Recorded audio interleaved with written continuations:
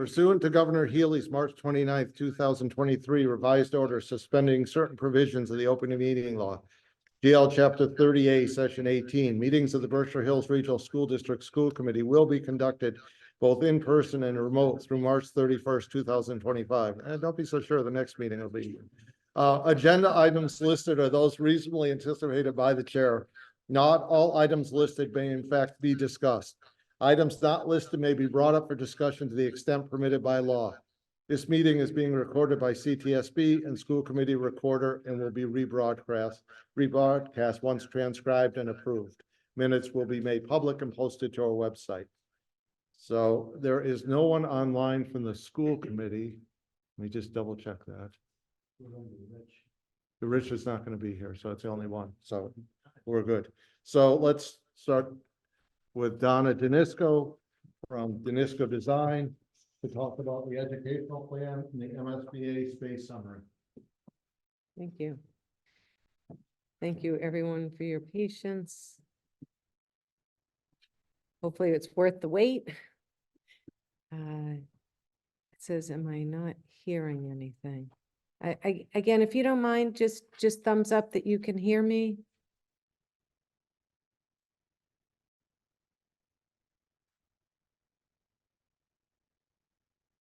I want to make sure. Are we getting thumbs up? It should be fine, right? We had thumbs up a minute ago. Okay. Okay. Ah. 2 seconds ago, we were working. So now computers we can share. No, there's people in the room.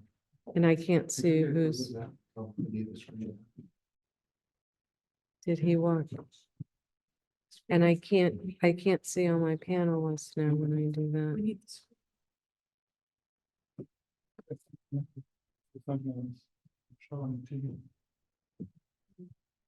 Oh, well, that's a problem. Is this not a, can we just make this a panelist?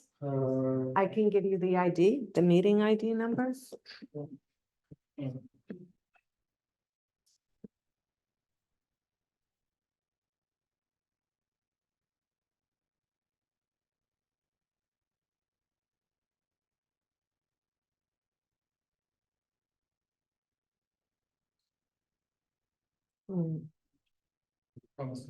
Yeah, so maybe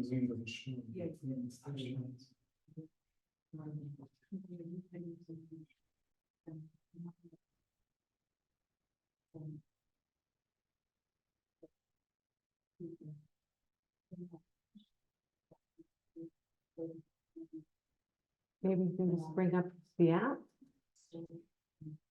through Chrome or something. So can we just maybe while we're restarting, and if people can still hear me at home, I have the presentation for this evening, but while we're maybe working on the technical aspects of it, I can give an overview of where we are. We appreciate and see people have the large educational plan in front of you, and it is an exhaustive document. Just to let you know, this is a requirement of the Mass School Building Authority. It's more for them than it is for you. It's for them to understand your educational program, how you deliver your program, the deficiencies in your existing building as it relates to the programs that you offer. And if you would do anything different, or if you have new programs that you would like to include as a result of this project. So this is as you currently offer your programs. There is nothing new in it. It's all of the same CBTE programs, including the Chapter 74 programs. And there's a little more information. MSBA wants to understand the day in the life of the student, how your schedules are used. They're going to be looking at utilization of spaces. So we sincerely apologize for the tardiness of this document, but this is more for the MSBA than it is for you all, because this is the program that you offer. It actually goes into detail about each course, what each course is, what grade level is available for each course. So it goes into a lot of detail, which is helpful to us as the designers to understand the spatial relationships, the adjacencies, the programs that you offer, any special requirements for each of the programs, and more so for MSBA, because the educational program drives the design, and we need to start with the basis as we start thinking about the number of spaces that you need, the adjacencies, and ultimately the overall gross square footage. So that really is the gist of this very in-depth document. There's actually a lot of backup for MSBA's benefit that includes all of the courses that you offer, the schedules that are there, because what they'll do is they want to make sure that we're not overbuilding, that the utilization of spaces is as efficient as possible. They really look to have about an 85% utilization factor.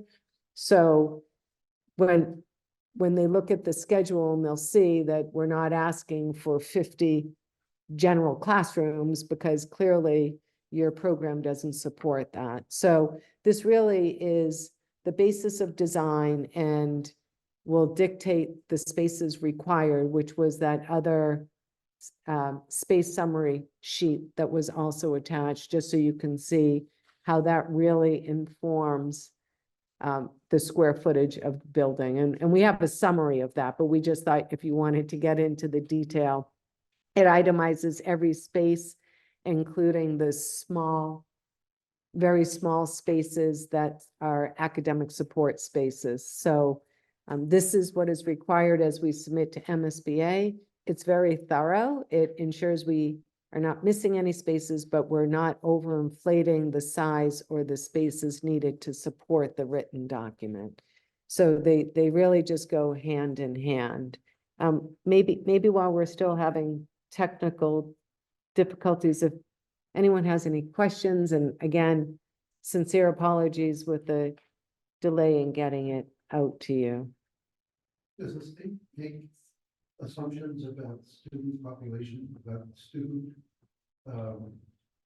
trend, attendance trends? I mean, are we, guess I'm asking, you know, student population has declined.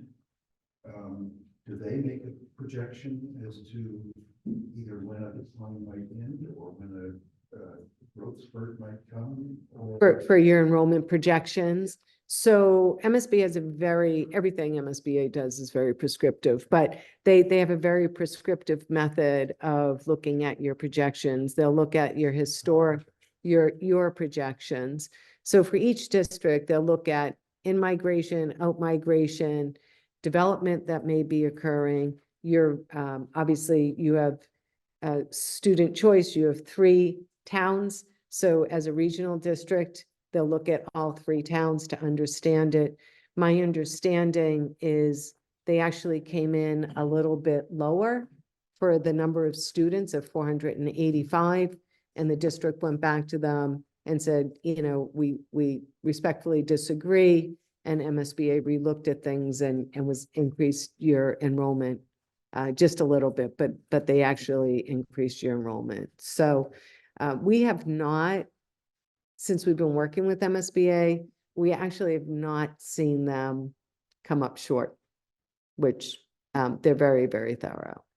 But I think the school department was accepting of the 485 students as they went back and forth a little bit with them.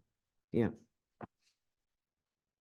Other questions? Go ahead. So a lot of questions that I think for the purposes of what this document is needed to do in the short term, I will wait and ask it another time, but a couple specific points. And I could have missed it.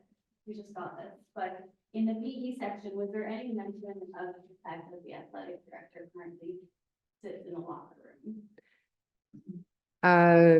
I think there was mention of the PE offices. I don't know if it was specifically in a locker room. We have a specific office designated for him in the new, in the space center. That seems to be like what, you know, shortcomings, what's missing. Yeah. what needs to happen. I'll make sure, That's important yeah, to point out. The program of studies that starts kind of in towards the second half of the document. Yeah. How does that differ from the material presented earlier? Because it seemed like there was a lot of overlap. Is it's just- 100% overlap. So in the body of the narrative, it said, please see the attached. Okay. So again, it's more for MSBA's And reference. very last page is gonna be updated for the email. It's the wrong assistant principal, there's an EDTE principal on there. For which document? The very back. I'll have to take a look at that. Yeah, that was, thank you. So that was the last attachment to it then. Okay.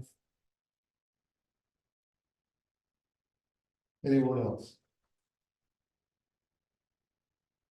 But if you got to the very last page, thank you. Well, I started Yeah. speed reading. Okay.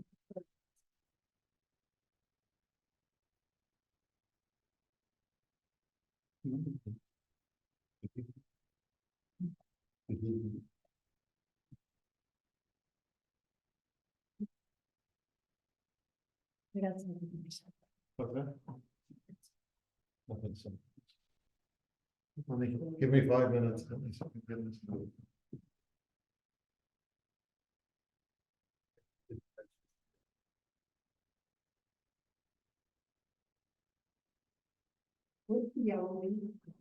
So the yellow, thank you. I'm fortunate enough to have 11 by 17. Could have pulled it up, but this is MSBA's prescriptive space summary. And just to walk you through it, this chart, right?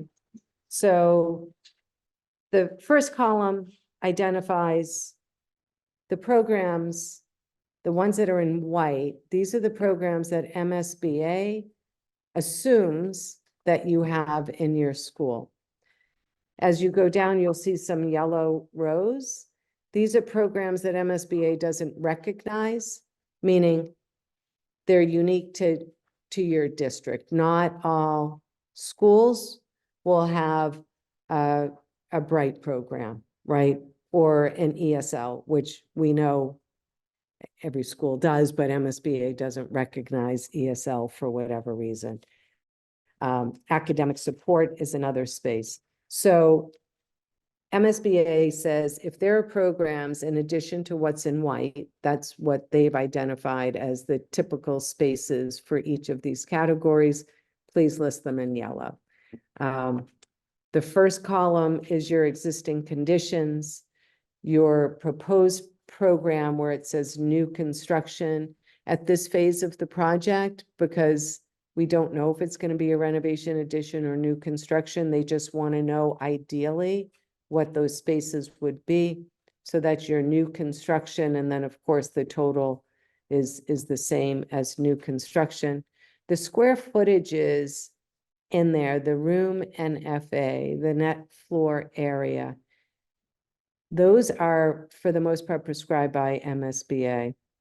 The columns all the way to the right where it says MSBA guidelines do not modify, we're not allowed to touch those, but those tell you how they come up with the spaces they think that you need based on what's in white.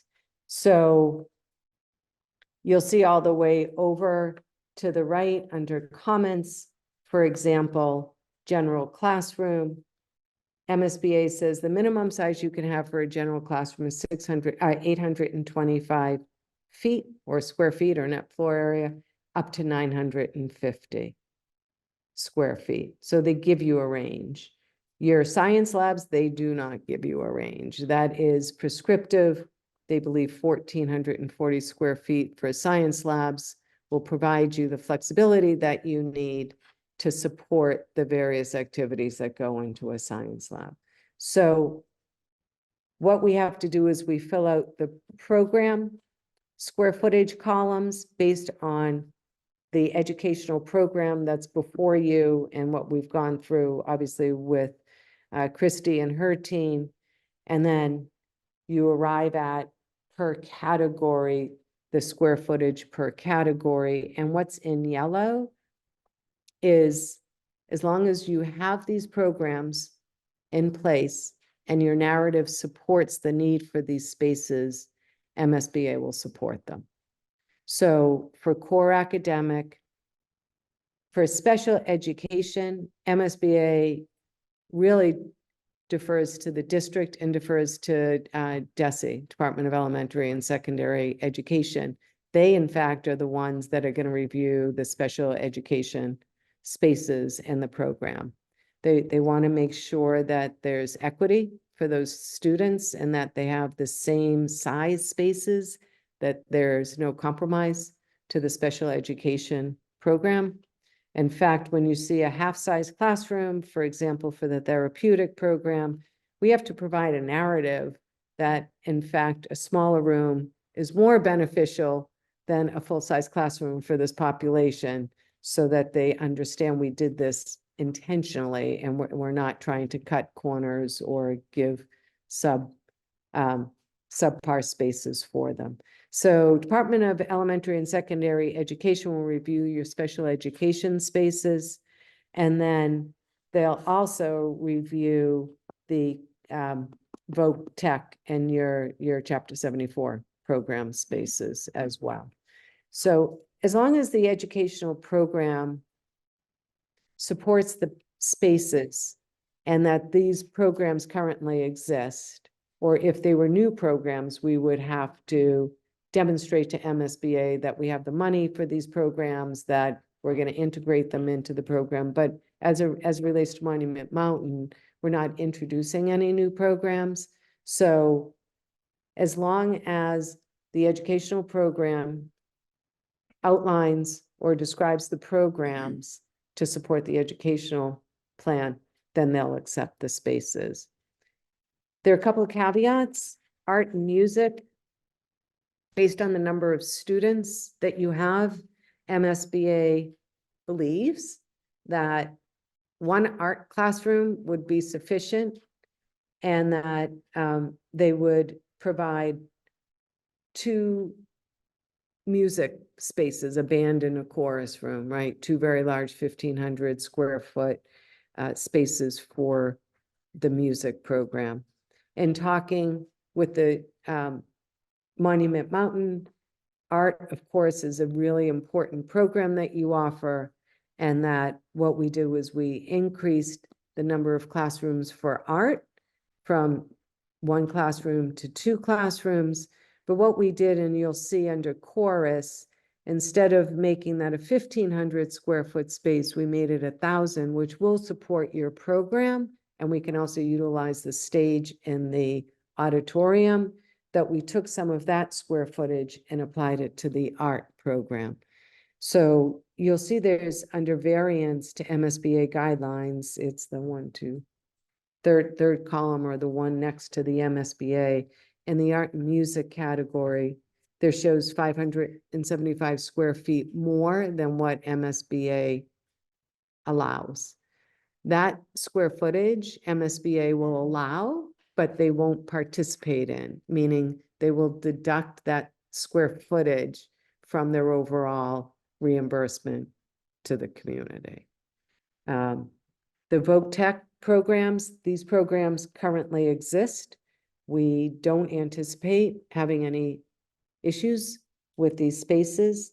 Again, these fluctuate for every district, right? You have some great programs that are non-Chapter 74, and then you're fortunate enough to have the 3 Chapter 74 programs. So DESE, again, will review the Chapter 74 programs. You've already been certified in them. We don't anticipate there being any conversation there. And then your program also supports the non-Chapter 74. So we're treating this category as we do for the core academic, as well as your special education. We don't anticipate them having any issues with it.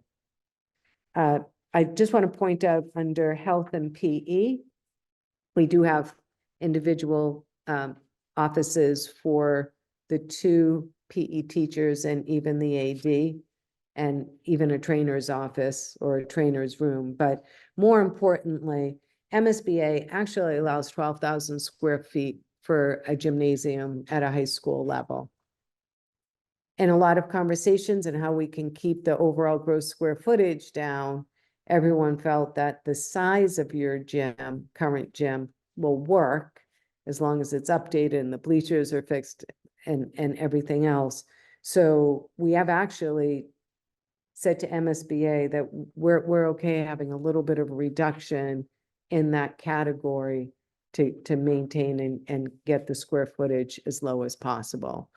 And you'll maybe not see in the presentation that construction costs are approximately $1,000 a square foot. So we're recognizing that the cost has significantly grown from where we were in 2012. And the goal is to make sure that every square foot is meant for educational purposes, and we don't want to overbuild or add square footage unnecessarily.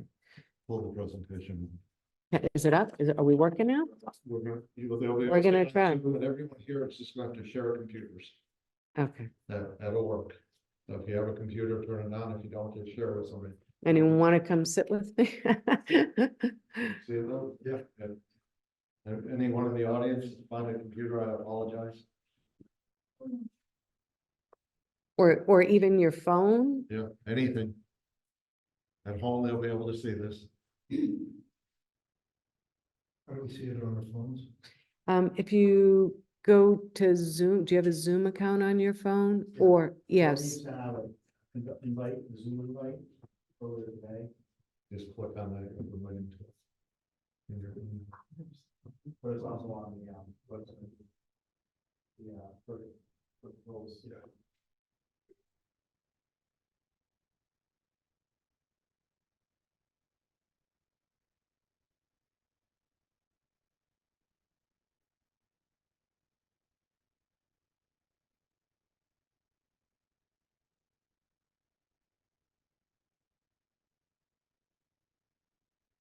okay.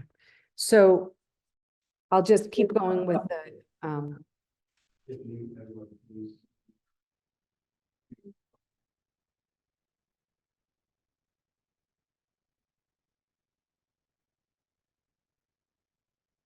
so I'll just keep going through the space summary just to continue that conversation.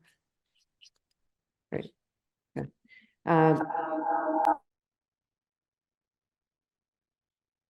Someone's got to mute. Yep, I think they are now. Okay. So again, under the health and PE, we can reevaluate that, but based on needs and what you offer, especially for sports, that we feel that the size of your existing gym is fine. It's just the condition and the bleachers that are not. If we continue down the space summary, the media center, or also known as your library, that is a square footage that is prescribed by MSBA. We're confident that we can provide you with an amazing media center that will support your program, provide you the flexibility, and allow for a lot of student and staff collaboration. So we don't feel that there's a need to request from MSBA any additional square footage there. Your auditorium and drama is a conversation to be had. MSBA bases the square footage that they allow for the auditorium based on 2/3 of the total enrollment at 10 square feet per seat. So with only 485 students, MSBA is saying that your auditorium should only be 3,233 square feet. We recognize what an important asset the auditorium is to the school, but also to the region. And as of now, we're actually allocating more than that. We're allocating 4,500 square feet for the auditorium and its seats. It's slightly smaller than what you have, but that would accommodate 450 people sitting in the auditorium. And you'll see that the overall gross square footage that exceeds MSBA guidelines is 1,495 square feet. We might want to leverage some of this and say, look, we're giving up some of our gym, and will you consider offsetting it as part of the drama? And that conversation, we're going to set up a meeting with MSBA before we actually submit this to see if we can offset some of the space. Open to those discussions. It's rare that I have not participated in conversations where we're reducing square footage in one area and increasing it in another that's non-reimbursable. Yeah, and if they won't do it for the auditorium, which then they're setting a precedent, would they consider it for the arts? Right, those are strictly academic program needs that we're hopeful that they would work with us. And there's a gentleman in the audience with his hand. Is it okay just to? Yeah, you're gonna have to come up just because of the sound, but that's fine. And just give your name. My name is J.P. Oken. I'm the director of out of school time. All of these calculations are based on the projected enrollment of the high school. Is there anything factored in for resources that are shared across schools, like the auditorium and the gym, and in some cases the art room? So the auditorium is based on enrollment of the high school. There are scenarios in which all three schools are using the auditorium. Is that factored in anywhere? It's MSBA won't factor that They in, won't factor will not, yeah. Okay. So it's connected to, thank you, it's connected to the high school, and they consider this to be a high school function. As much as we try, this is an important community asset utilized by other families, students, community use. If it's not directly, because it's directly tied to the high school project with MSBA, they unfortunately keep their blinders on. There was an R.S.D. in the end.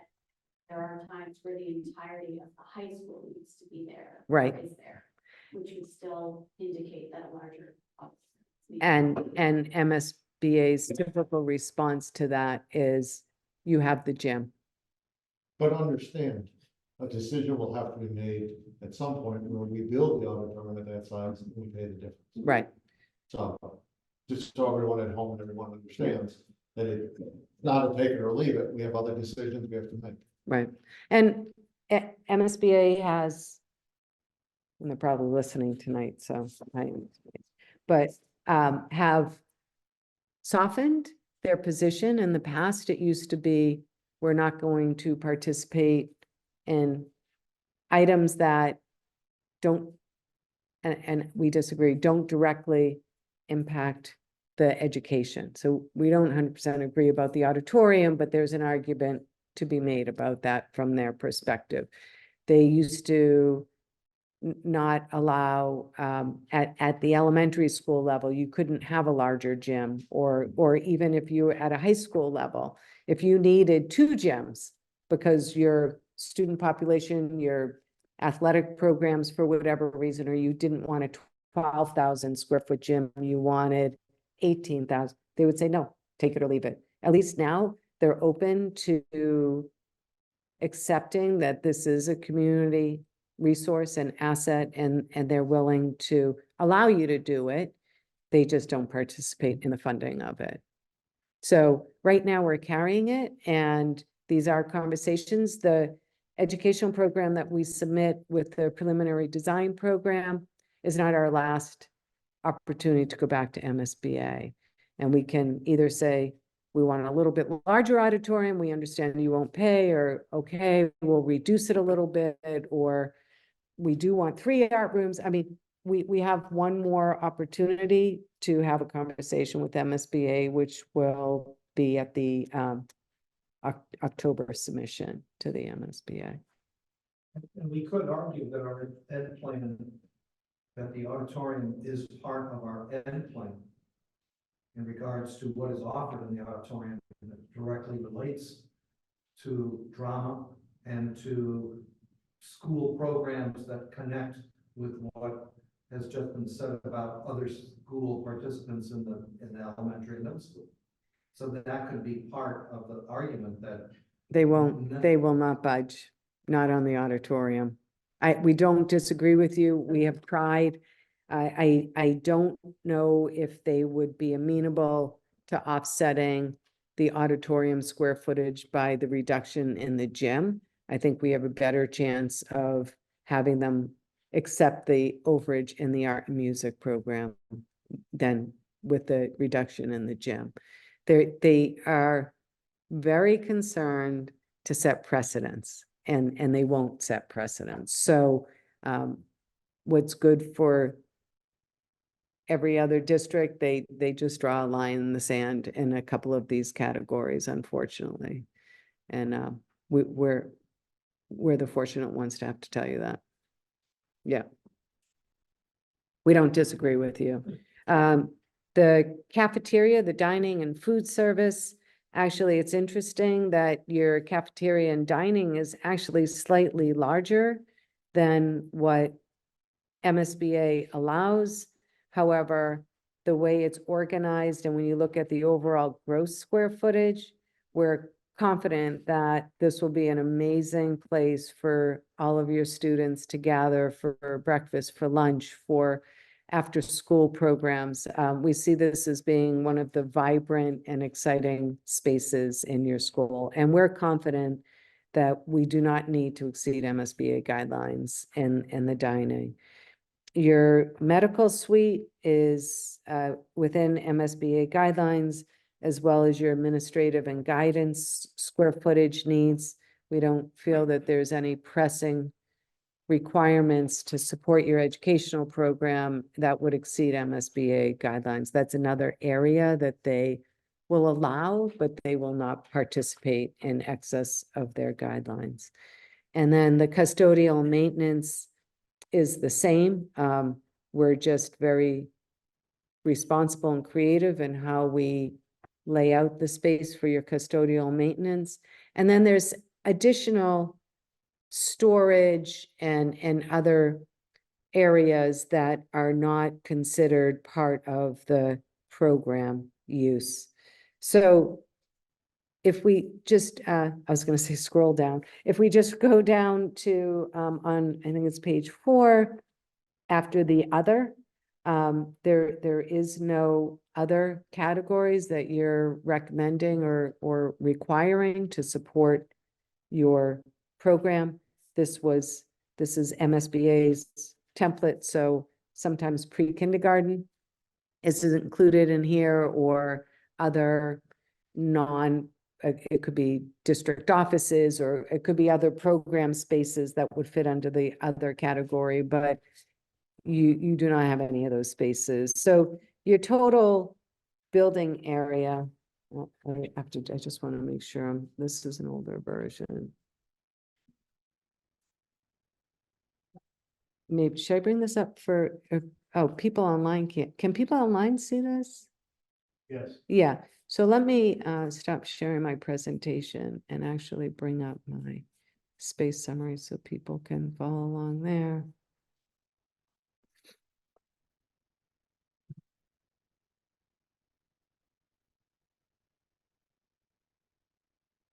I'm sorry, I should have pulled that up to begin with.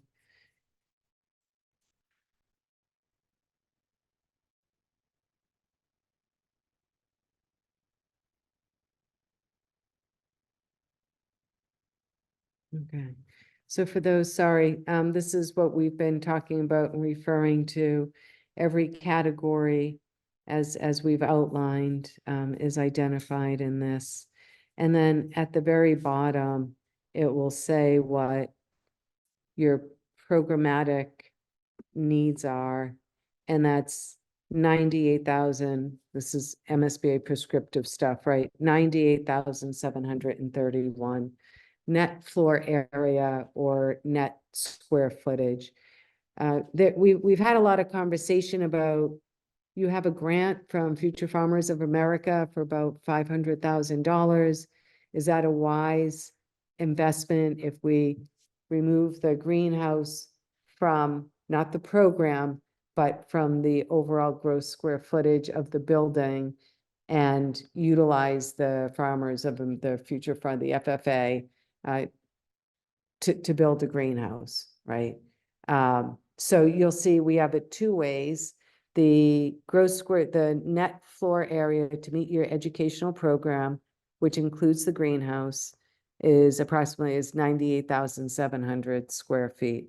If we remove the greenhouse from it of 4,000 square feet, your net floor area is 94,731. Why do we do that?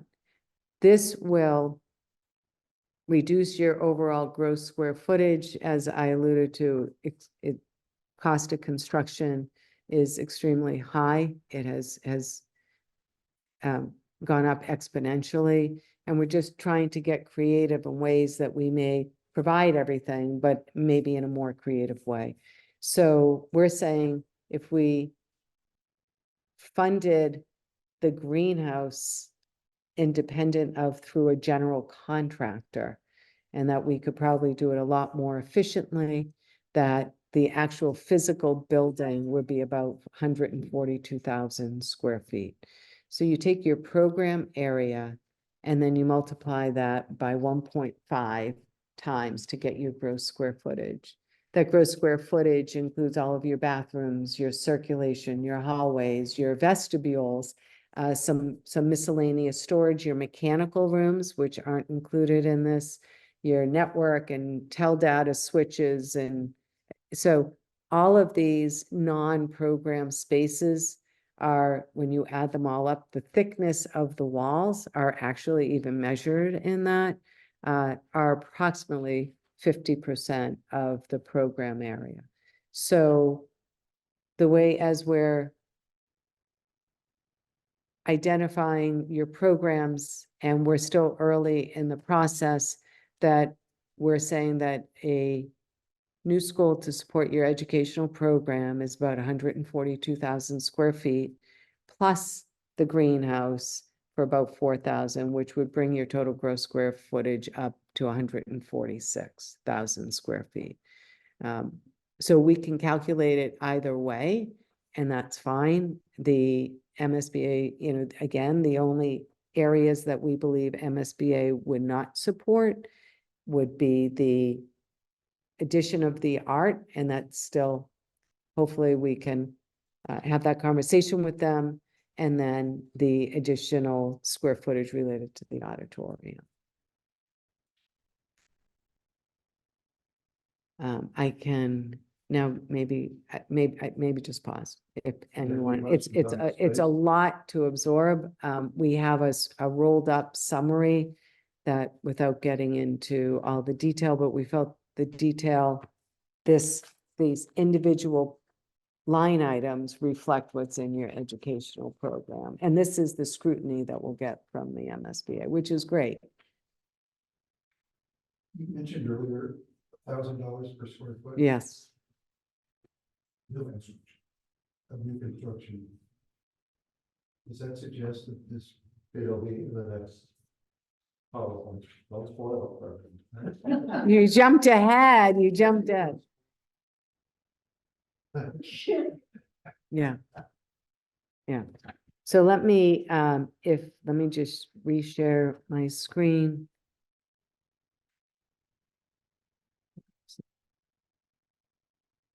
Here we go. Okay.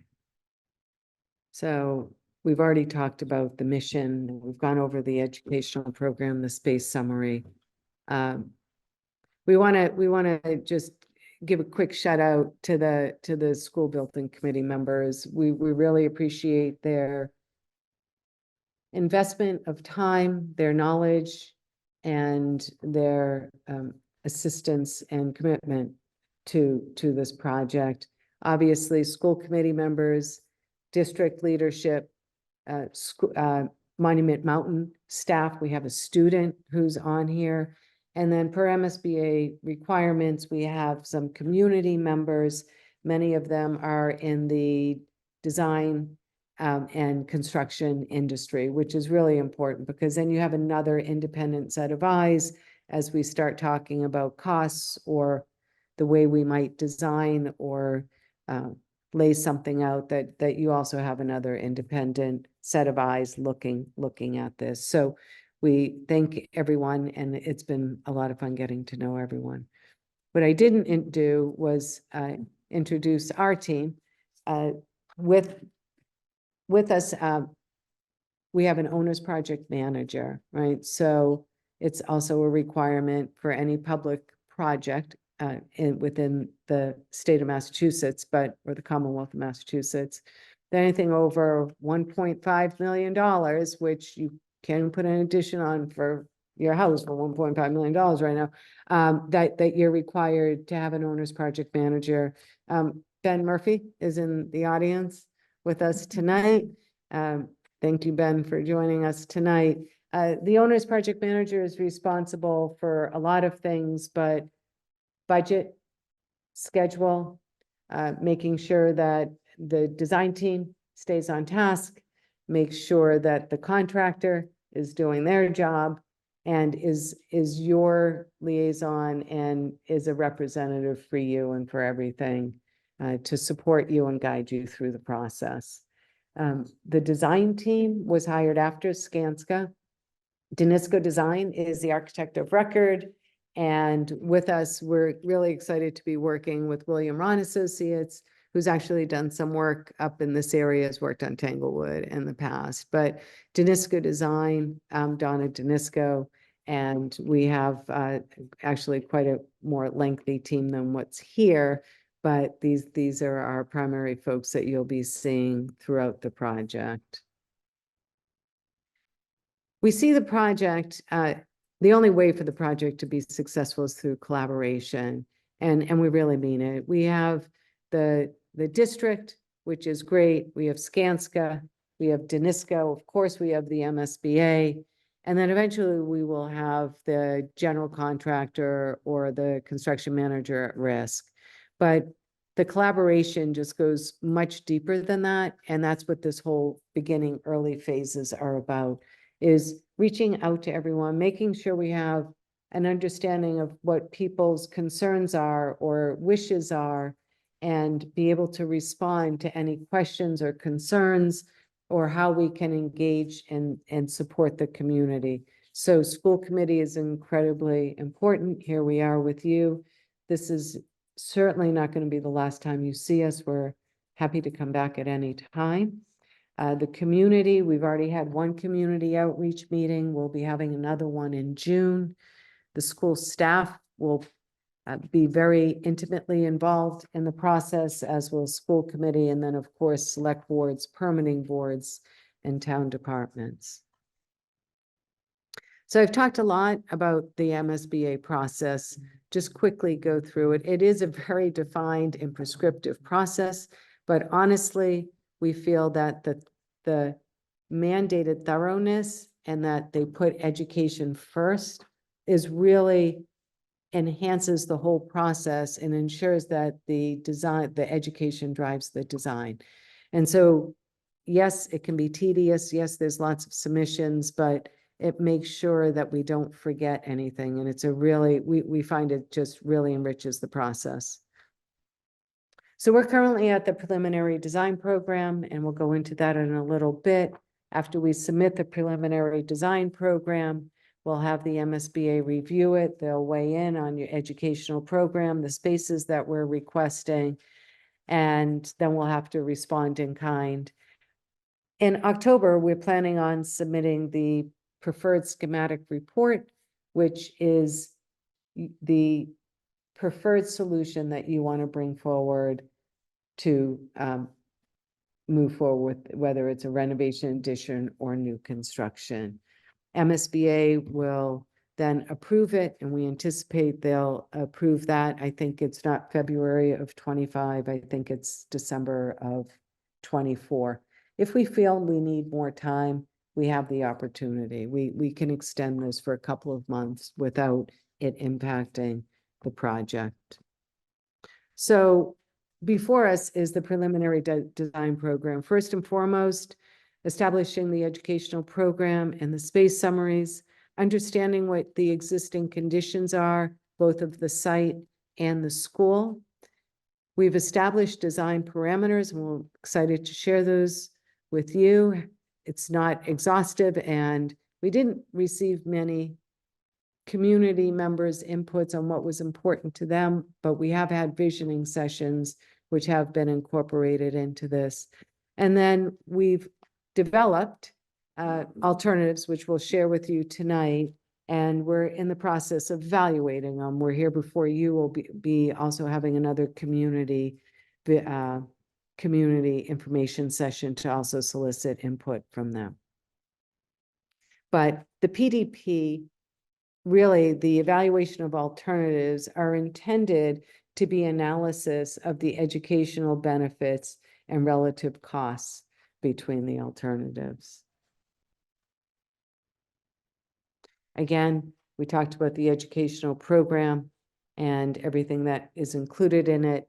It also talks about the spatial relationships and adjacencies, and then, as you see, it defines the space needs with the total square footage for the project. And we've just walked through the space summary, but you can see we've done it in a rolled up version, so as it doesn't become almost mind numbing when you're looking at this large spreadsheet, but this supports what's on the screen. And then, as we talked about the ineligible program spaces, we believe that there will be no issues with your core academic special education spaces, as well as your voc and tech program space needs. So all the other categories should not exceed MSBA guidelines, but like I said, we'll engage with them to see what we can do. In addition to the spaces, and as you maybe know about your existing school, the spatial relationships and adjacencies are really important. And how you deliver education today is not how it was delivered in 1968. So what we wanted to do is make sure we understood the connections of the programs. The light purple are your core academic spaces. The darker purple are your special education programs. Direct correlation, how those programs are supported by each other. We were talking about maybe having a 9th grade academy and a 10th grade academy, so they're heterogeneous to each other, but shared resources, where the 11th and 12th grade, or the upper grades, really are going to share lots of spaces together. We understand that the voc tech spaces really don't have a lot of presence in the existing school because of the way the school is designed. So the goal is really to integrate those programs with the core academic spaces, just so everyone can see all of the programs that you offer and see what their peers are doing. And so that's going to be an important component as we start thinking about how we lay out the building. Of course, your art and music programs also are interrelated as we think about STEAM or STEM programs and the connections for those spaces. We then also want to start thinking about public-facing spaces. How can we close off the building in such a way that the community has access to the spaces they need access to, but that they're not wandering your hallways, so that we have a clear separation, so that the community has access, but they're maybe not entering areas that they really shouldn't be. So we understand there's a red dotted line across it, says community use up above. Of course, your auditorium, your gymnasium, maybe your media center, maybe you have night classes, maybe you want to use that for school committee, right? I mean, there's so many uses that you could take advantage of with a beautiful, bright new media center. We also recognize that some of your voc tech spaces also require public access, your automotive, your early childhood program as well as your horticulture. And we're really excited about bringing the horticulture up from the Fox Farm and integrate them. But we recognize they're going to have community access needs as well. And then your cafeteria could be an extension of the auditorium, maybe for performances. This could be your reception area before or after. It could host Boy Scouts, Girl Scouts. I mean, this will be a beautiful space that should be embraced by the community. So we've talked about what's important, and you'll see that majority resounds around cost. It has to be a sound investment. Don't overcomplicate things. Other areas that really resonate as well is creating daylighting views. You have a lot of interior classrooms with no windows. So having that daylight and then views to your beautiful surroundings was important. Good design inspires. It has to be unique to the Berkshires, and we understand that. And then as hard as it is to think about education in 50 years, how can we design this in a way that can be flexible and adaptable to future generations for education? And then sustainability was important, along with health, safety, and wellness. And then again, the community use of spaces. We had great visioning sessions, so a huge shout out to those participants. I think there was 30 to 40 participants, both educators as well as community members. And we talked about priority goals, future-ready teaching and learning goals, architectural patterns, and then bubble diagrams, just to get people to start thinking about things. The top favorite learning goals was that for your students is curiosity, resiliency, they're creative, lifelong learners, digital literacy. Goal is to have them think independently and then be empathetic, which we all strive for. Again, educational priorities are, I'm not going to list them all or read them all off, but safety and security is resonating over and over again. And we recognize that there are probably better ways to provide a safe and welcoming environment than your existing building. Project-based learning or integration of programs is really important. Cross-disciplinary connections with your vocational and your academic is important. The heterogeneous model with the 9th and 10th grade teams or academies instead of integrating them throughout for all of the spaces.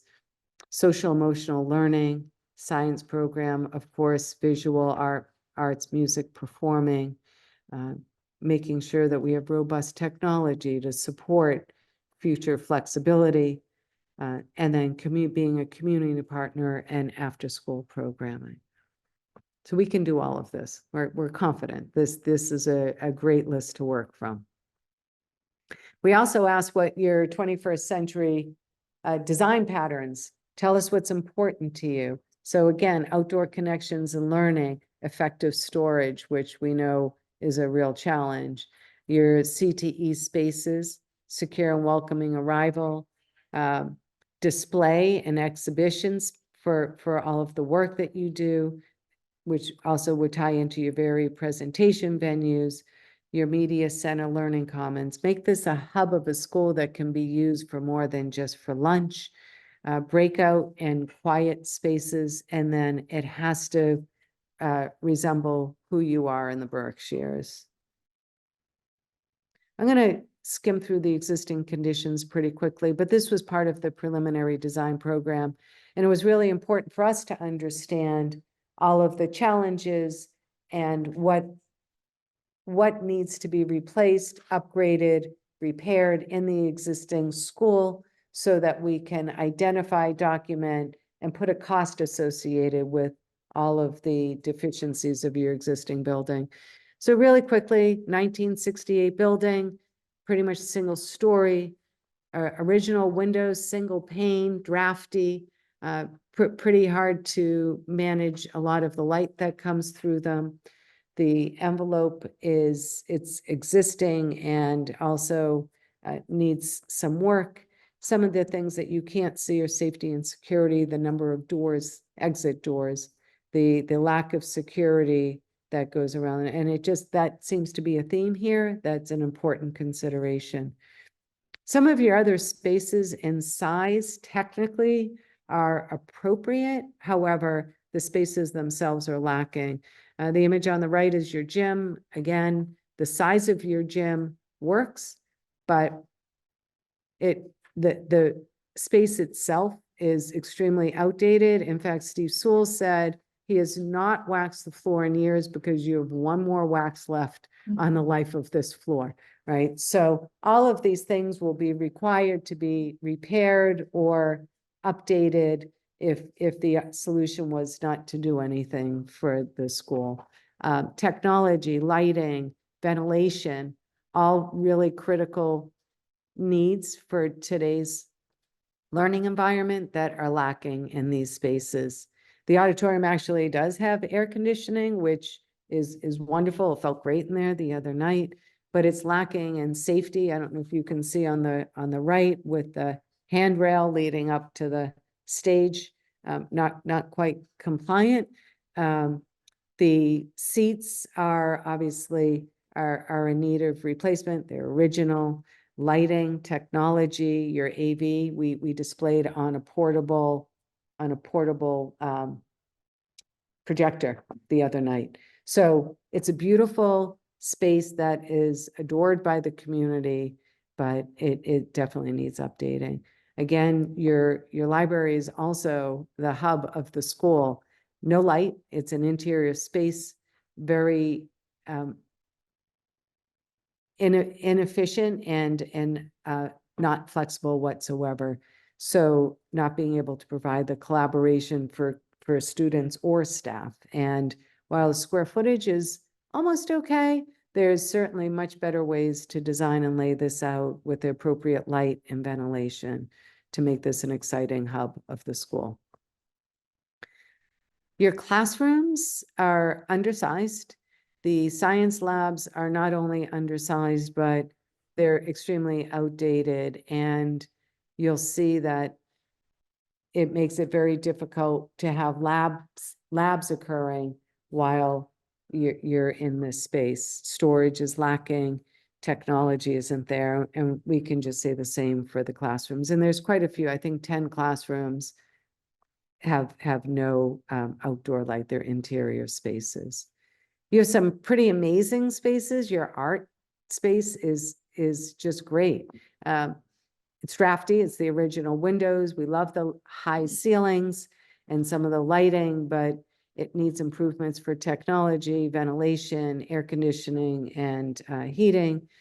And some of the other spaces, such as your wood shop, really requires better ventilation and more updated space to fulfill that program. Your automotive, I'm sure you're all very familiar with this as well, is significantly undersized for how popular this program is. And then this is your advanced manufacturing space. Again, another space that we just think is great, but extremely outdated. It doesn't have the technology or the power or ventilation that's required for this program. So we started thinking about, okay, let's understand Monument Mountain, the context of the district. And we realized that Monument Mountain's part of a larger campus, and it's great. We're hearing how students and staff go from building to building. It's wonderful to hear. And so that's an important consideration when we start thinking about the site. What we've also heard is that although DOT has attempted to make improvements to the traffic entering and exiting the site, it's still a challenge and it's still a concern, and we recognize that. We have conducted a traffic study. We're waiting for the report, which will help us determine how we can improve the safety of the staff and students entering and exiting the site. Just some examples and things that we'll be considering might be to have 2 roundabouts on Route 7 that slows the traffic down and mitigates the speed going through. And we did have preliminary conversations with DOT, and they were like, yeah, actually, we presented that as one of the options. So they're on board to help us. I don't know if that includes financial support, but we will have to go through that process if we make any changes to Route 7. So they're a partner that are on board and recognize that that there was other ways to improve that intersection. Another way that we're thinking is to creating a one-way routing. So you enter only on Route 7 or Stockbridge Road, and you exit off of Monument Valley. We are studying that intersection where there's a traffic light to make sure that this solution would be supported with that traffic light, but that would mitigate the traffic concerns as students and staff tried to get off out of the campus. And then we were saying, okay, maybe we just do a parallel road. Just let's skip Stockbridge Road altogether. So all of these are still on the table. We're going to study them as we start to look at the options that remain after we submit the preliminary design program. I think everyone's probably very familiar with the site. Just really quickly, we know we have a very steep embankment where you see the flag here. It's about 30 feet. We have wetlands to the right, to the rear of the site, and also behind the tennis courts and the softball field. We have an emergency well that we want to be mindful of as well. And then again, the steep entrance with the complex traffic patterns. So we started thinking about where could we locate a new school? We understand that the existing school has to remain operational, so we just want to be mindful of where would be the best location. So we started evaluating A through H with the exclusion of D. D is would be for renovation addition options. Area A was immediately discounted. It's too remote from a campus. It is way out in the back. There's no presence, and it would be a very costly endeavor having to bring everything all the way back to the rear of the site. F, on the opposite hand, was also removed from further consideration because it is so close to Stockbridge Road, and that it just didn't make any sense. It would be feet within a main thoroughfare. So then we started looking at all the other concepts, and I'll go through them quickly. We started looking at placing a new school on the existing track and field. There's some great benefits to placing it here, but the disadvantages have clearly outweighed the advantages. It will be set below. There's actually a slope, as people may be aware, that goes from where the existing school is down to the track and field. So it reduces the street presence of a school. It increases the distance from the elementary and middle schools. But more importantly, the track and field would have to be relocated for at least 4 years. And we recognize that this is an expense that you would also have to incur if we had to replace it. But more or equally important is there's no place to have all of those events while the track and field are displaced. Concept C is similar to concept B. Although it has some merits, especially that we can build it without the disruption of the existing school being in session, that it too reduces the street presence.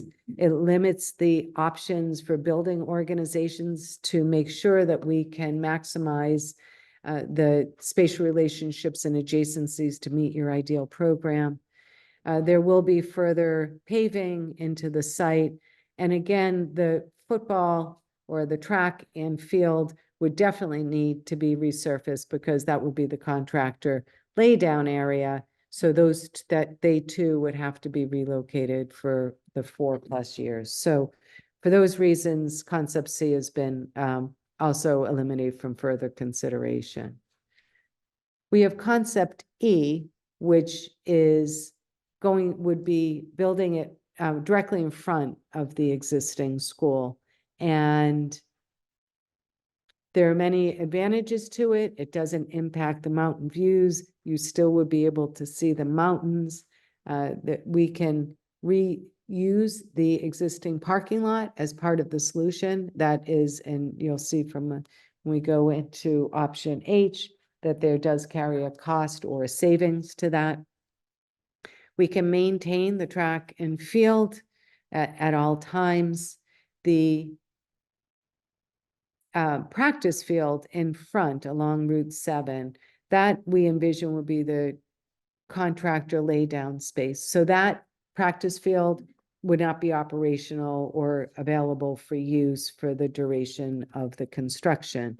But this is a lot better than having to displace all of the parking and relocate the parking.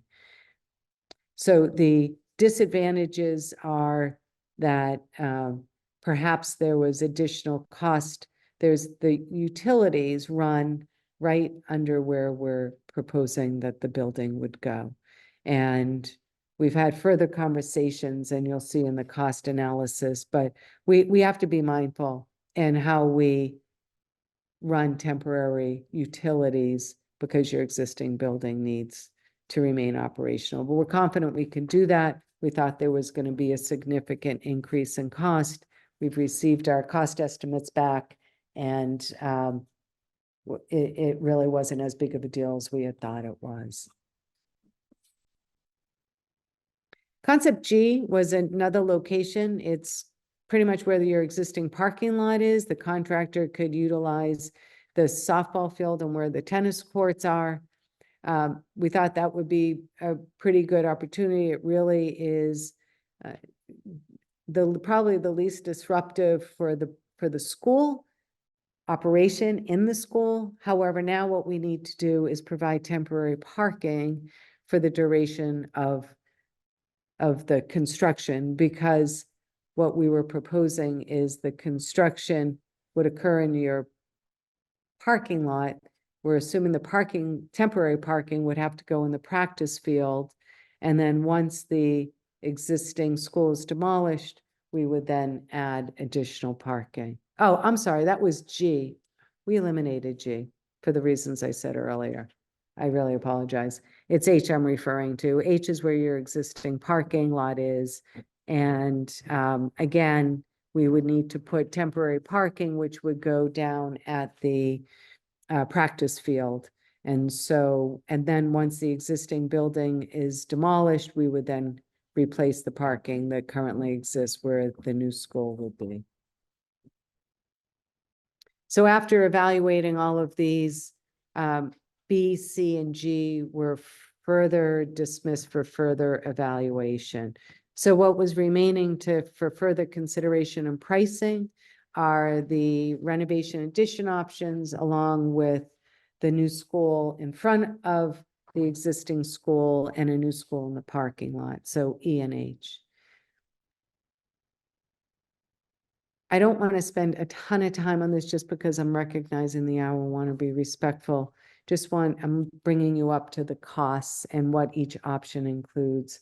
So we're required to study, as I mentioned earlier, a code upgrade repair only. And really that's to understand what you would probably need to do if you don't do anything else to the building, right? You need to maintain this building as a useful asset, as an educational facility. So what would be required to do that? So this option really is, it replaces your mechanical systems. You will trigger the accessibility code. So if you exceed 30% of the assessed value, your assessed value is $16.5 million. Any repairs or any work you do to the building, if you exceed 30%, you have to bring everything up to meet current accessibility codes. So even if we don't move forward with this, If you replace your roof, do you replace your boilers?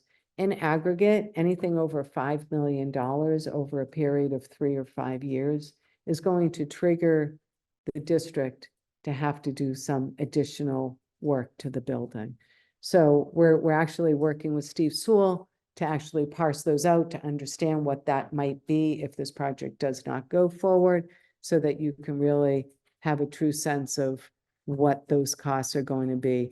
Everyone likes to have a low assessed value on your properties, but then that has a negative impact on everything else. So the other aspect is, if you trigger more than 30% of the assessed value, you're now required to have a full sprinkler system, which you currently don't do.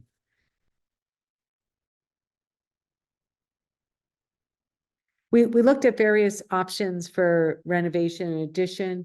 What can we reuse? We feel it was really important to dig deep and understand how can we repurpose the spaces in your school, and how can we really get the classrooms, hopefully, to have as much natural light as possible. So it's everything that we just described for the code repair, but then we're also trying to do some additional educational benefits. Not a lot. We're talking about adding 7,400 square feet of an addition to your school that would support your voc tech spaces. That would be for your automotive and your advanced manufacturing, and then we would move people around. It would give you a new entrance, a new face, which we understand is also consideration as for safety and purpose of arrival and departure. It doesn't go much beyond that, but at least it's addressing some of your educational needs. We then said, okay, let's take this a little bit further. Let's look at a kind of an in-between. So we talked about renovating your building, keeping it intact, or keeping the square footage intact, and adding about 22,000 square feet of space. That would also include, in addition to bringing the greenhouse and the horticulture program up to the building. The other two options were just replacing in kind at the base of the site. This would be everything that we talked about in the repair only, the alternative 2A, and then this would reconfigure in more interior spaces to support your academic program. And then we said, okay, ideally, what are the valued spaces in the school that we could maintain and keep and actually have MSBA support them, which would be your auditorium and your gymnasium. And then we would build a very large addition to support these. So we would maintain 34,000 square feet of space and then create one singular addition, which would really help with understanding how we could phase this addition and the construction when your school is occupied. So in this addition, we could build a whole addition, move everyone into it. Everyone would have very limited disruption, and then we would take offline the auditorium and gymnasium, but it would be a lot less disruptive than having to do construction for the 3 or 4 or 5 wings that you currently have. So we would be having to move students and staff and programs all around the building as we built all of these smaller additions because you have no swing space for the students. The new construction options are obviously a lot easier to describe. Very simple. We would maintain safe separation of staff and students in the existing building with the new schools. We would bring the greenhouse and horticulture program up to the school, so it's far more integrated. It reduces the construction duration. We're estimating about 42 months for renovation and additions because of all of the phases that are required for that. We're here where we believe that we could build a new school in 24 months, and then, you know, maybe a year or a year, maybe a little bit more, we have to demolish the existing school and then finish all of the work. The good thing here is that your existing parking lot remains intact, so that's another less disruptive thing to consider when we're looking at these options.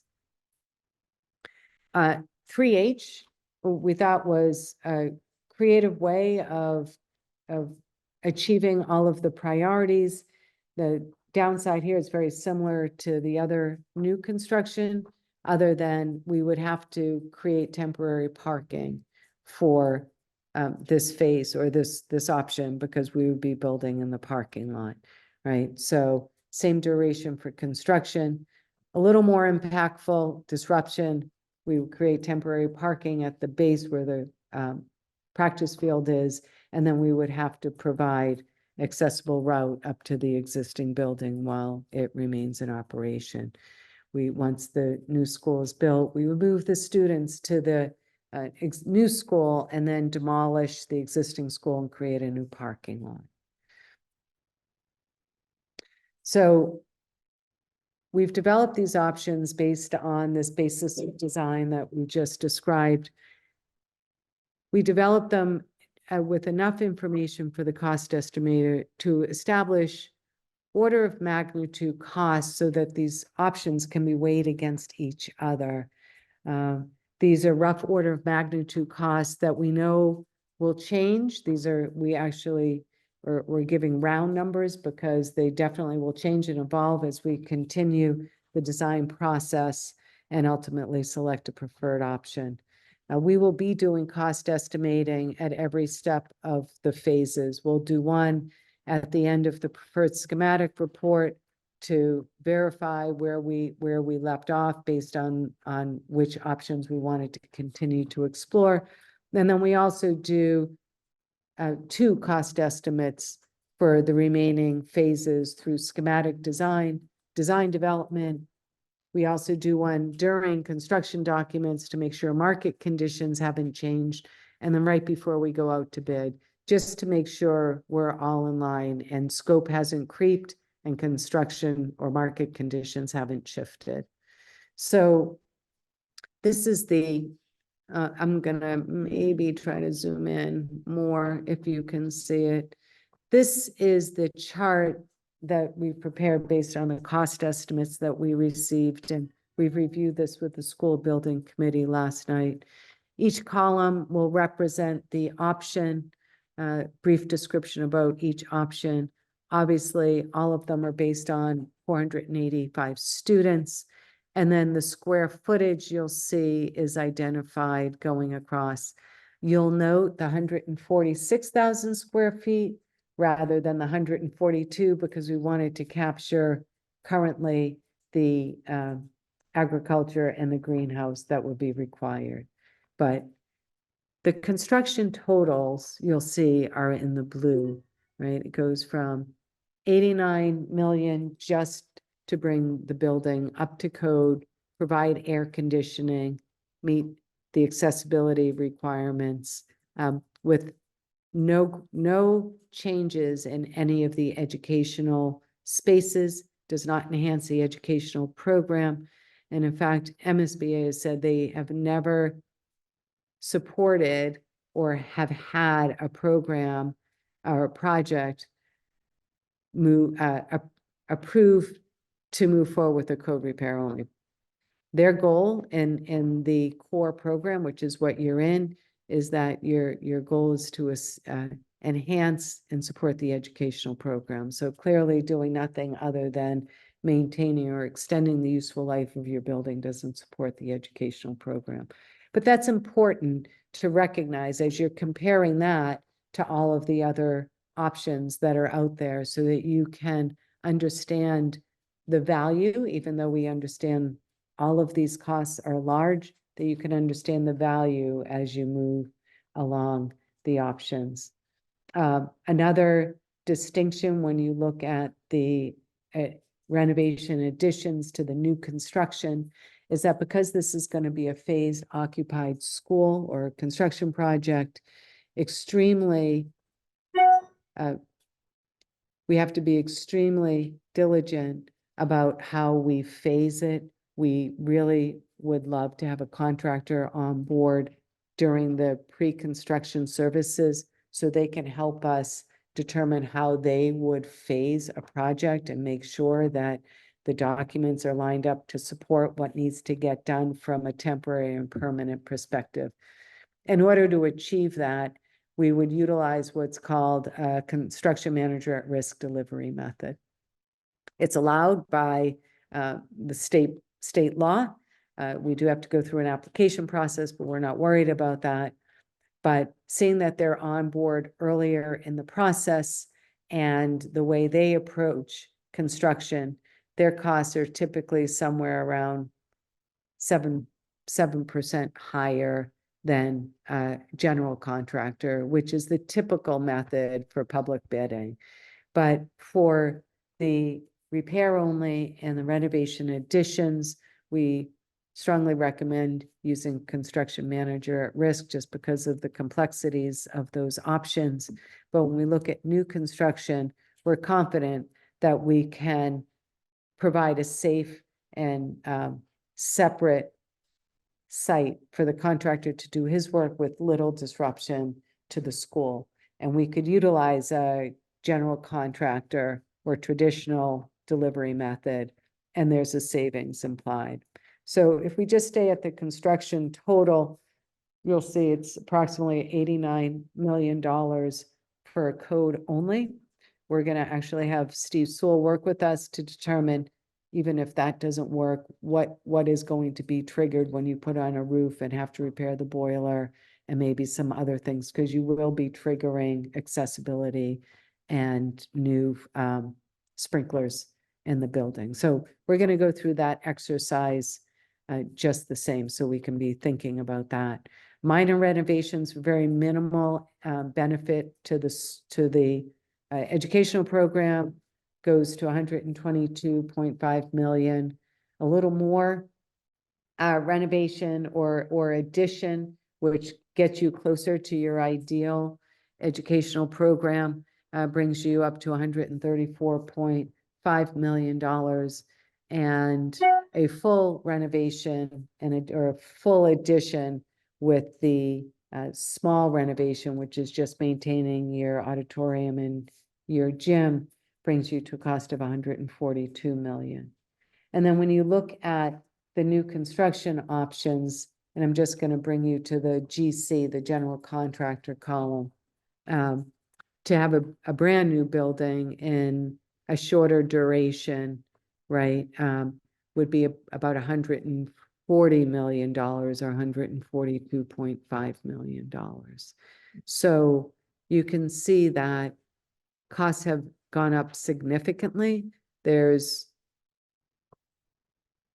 no, I mean, as everyone understands how escalation has gone from 2012 to where we are for everything, whether it's a gallon of milk, your gas in your car.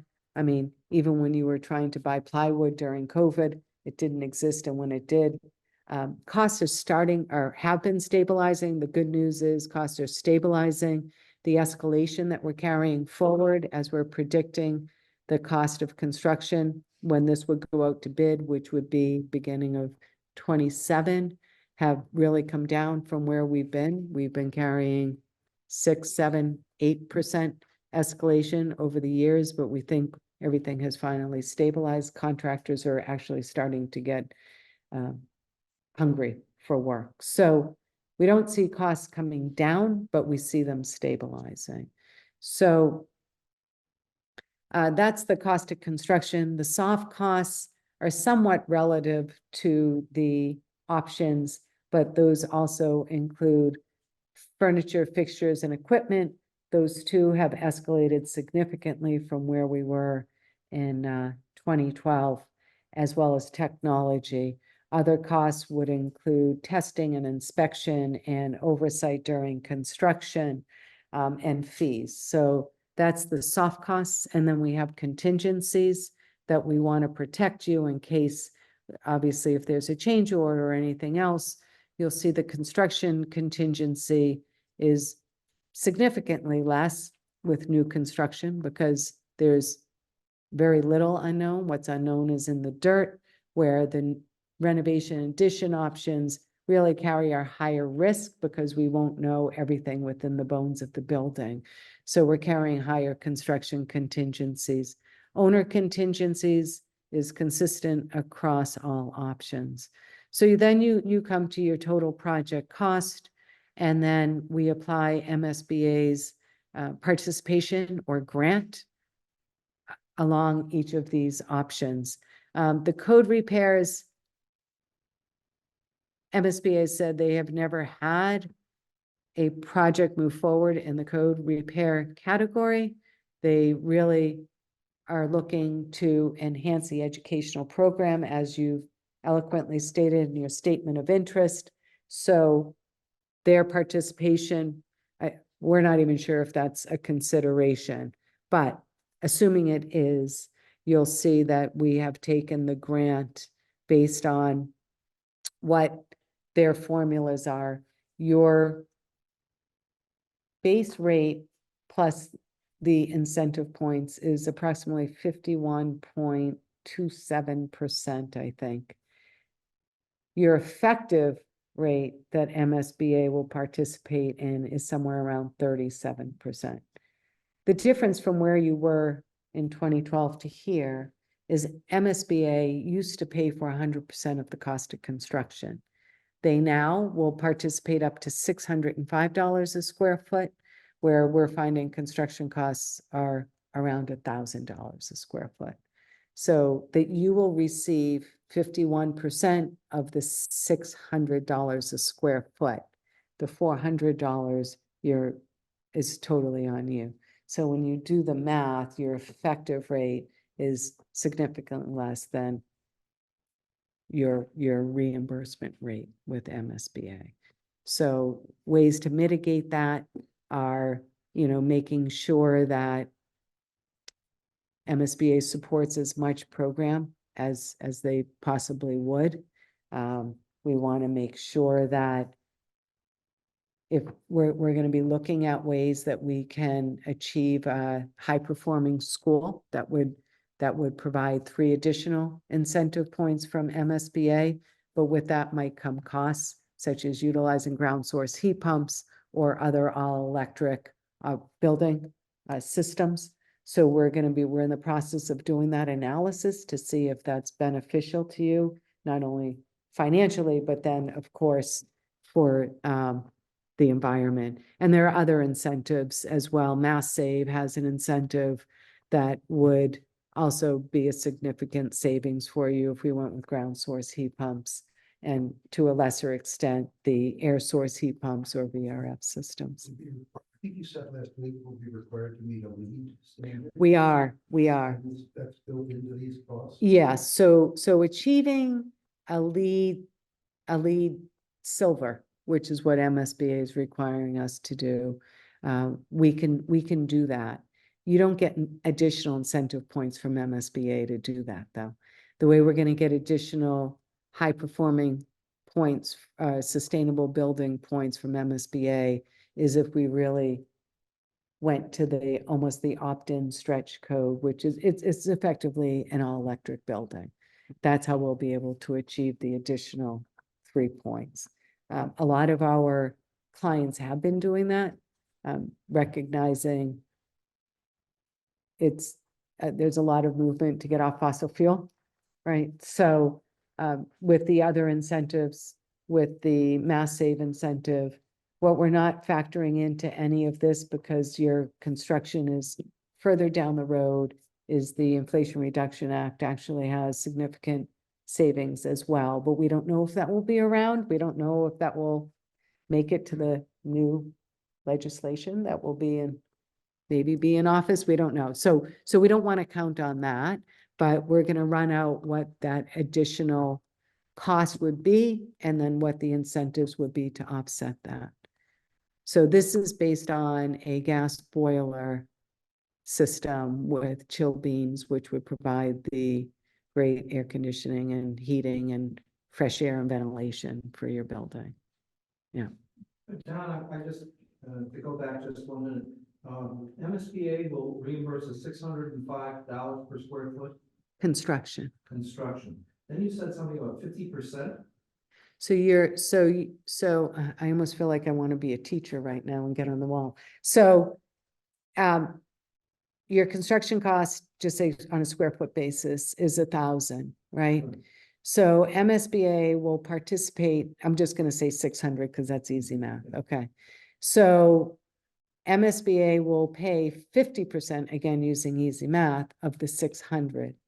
So they'll pay you 300 out of the 1,000. So your effective rate is about 37% when you do the real math. Is that easier to look at it that way? Yeah, I know based on what we were talking this night, that's gonna be this image out there that 50%. I think it's early now to start to deal with that maybe misconception. yeah.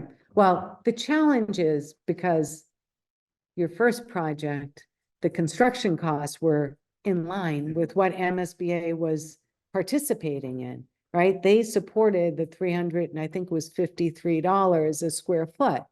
Now what they're saying is we can't afford to support $1,000 a square foot.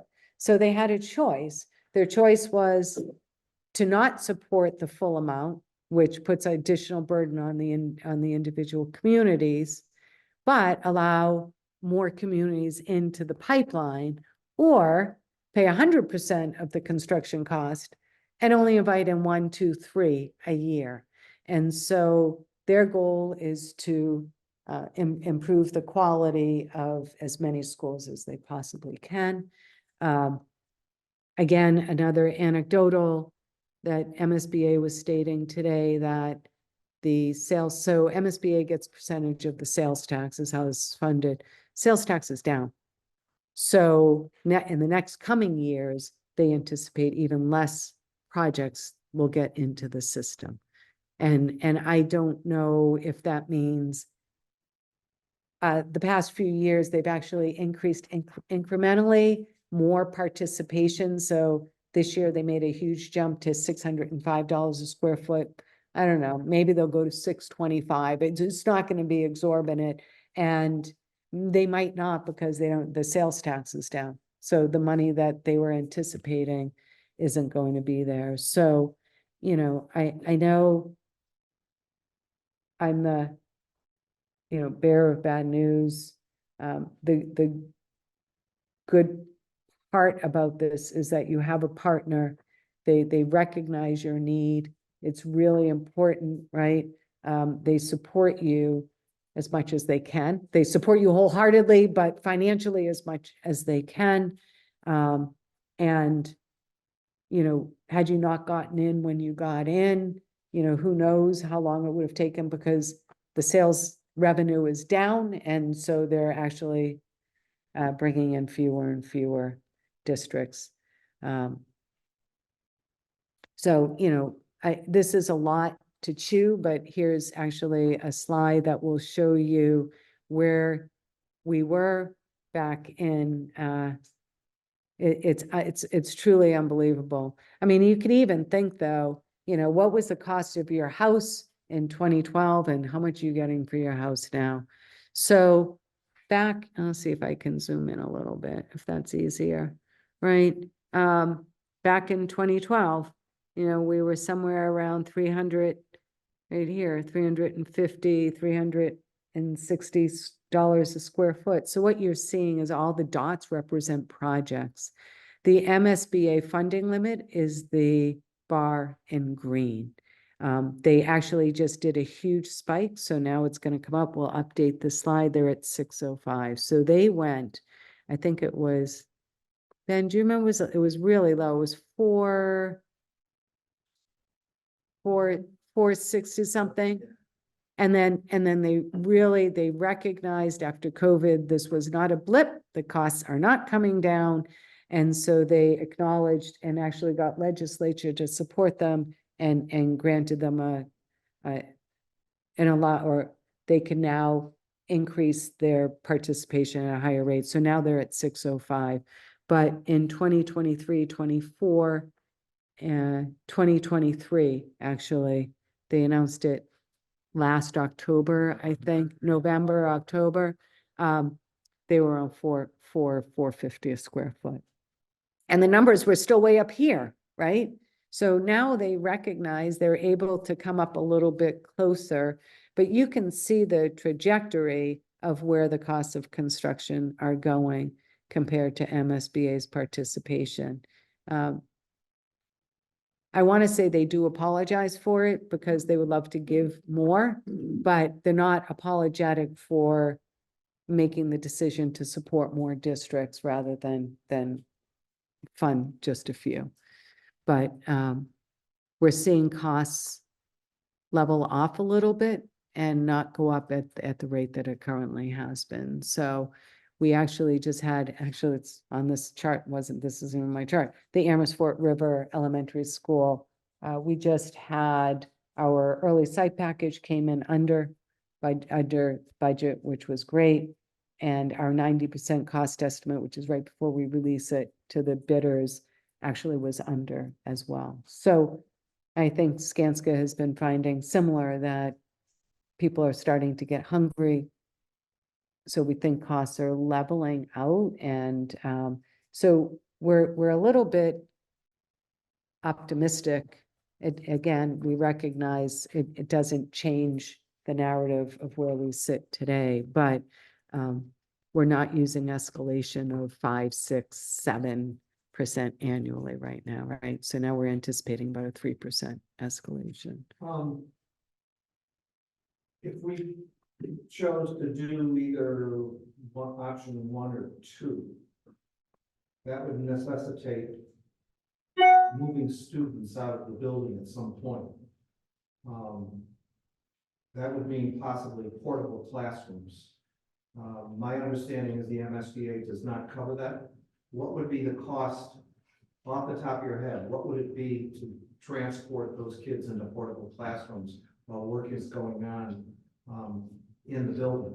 Right. It would be impossible to run an educational program of any validity with bagging and I don't care even if you build a concrete wall down the middle of the corridor to prevent it. It just won't work. You're Off the top of your head, what would the cost for 485 students to be in portable classrooms? I know. Sorry, Yeah. I'd love to jump in. I really don't want to speak out of school on that, but it would be exorbitant. It would be what? An exorbitant amount. I get back to the committee on that for sure. Right. So that suggests that 1 and 2 are impossible. So Or they're not Yeah. impossible, but the Ex- disruption of 4 years. of Logistically education- difficult. yeah. Expensive. And expensive. And expensive. So just so for the code repair only, we haven't been able to fully wrap our head around how you would be able to do this. You can't just do summer slammers. I don't know if you've ever heard that term, right? They come in, they bang stuff out over the summer and then they leave. There's too much work that would need to get done. It might have to be 3rd shift work. It might have to be 2nd shift work. It might have to be done, bits and pieces over periods of time. We don't know. We haven't been able to wrap our heads around how you could actually do alternative 1. MSBA is telling us to tell them how much it's going to cost without the implications of it. And as you said, the MSBA is precedent based and they've never done just a code repair. Correct. So And our chances of that are. yeah, and I don't, the intent is not to steer you to the least expensive option, right?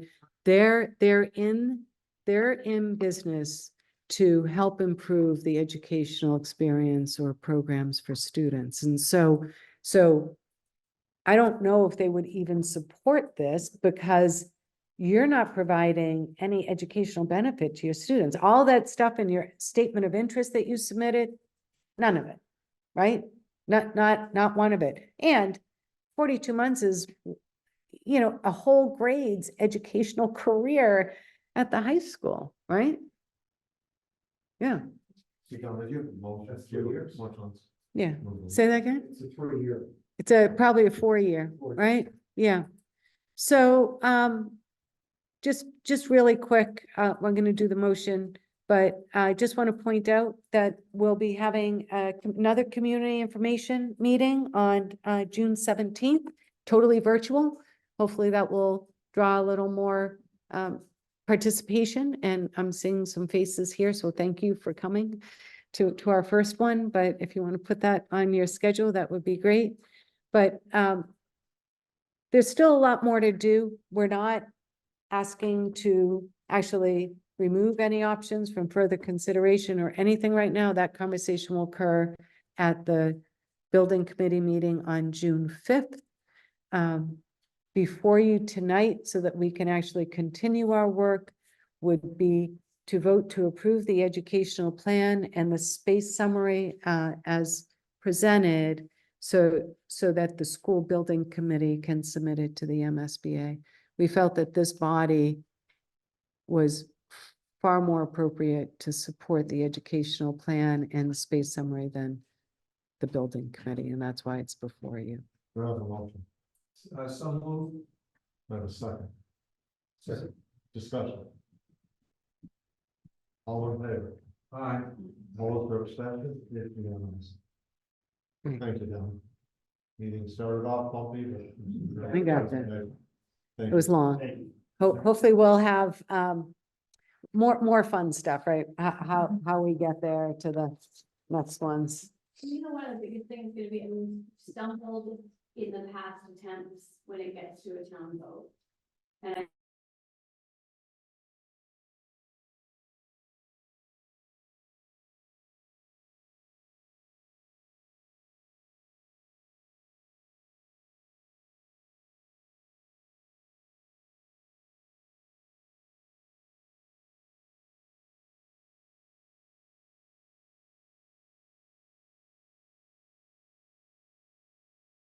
Your sound is off again. No, hey, it's really. Well, yeah, can you turn yours on? Because my computer's dying.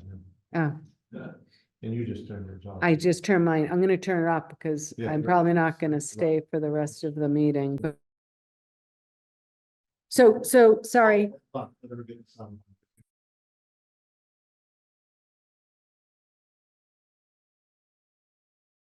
So the question was that,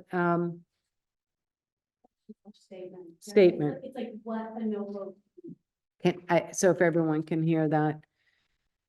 We agree, and so that's why we're working closely with Steve Sewell, because you can't do nothing with this building. There've been a lot of repairs that have kind of been put on hold with the anticipation or expectation that something would happen.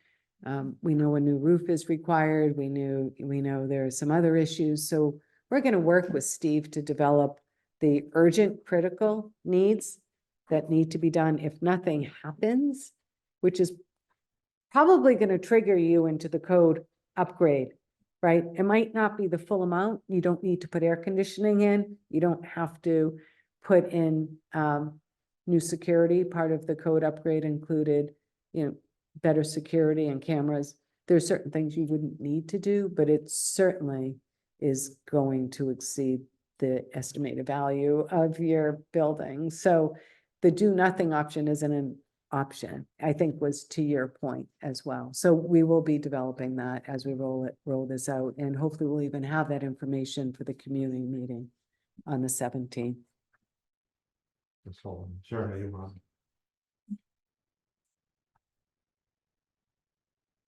I'd leave my laptop, but then I'd have to come back.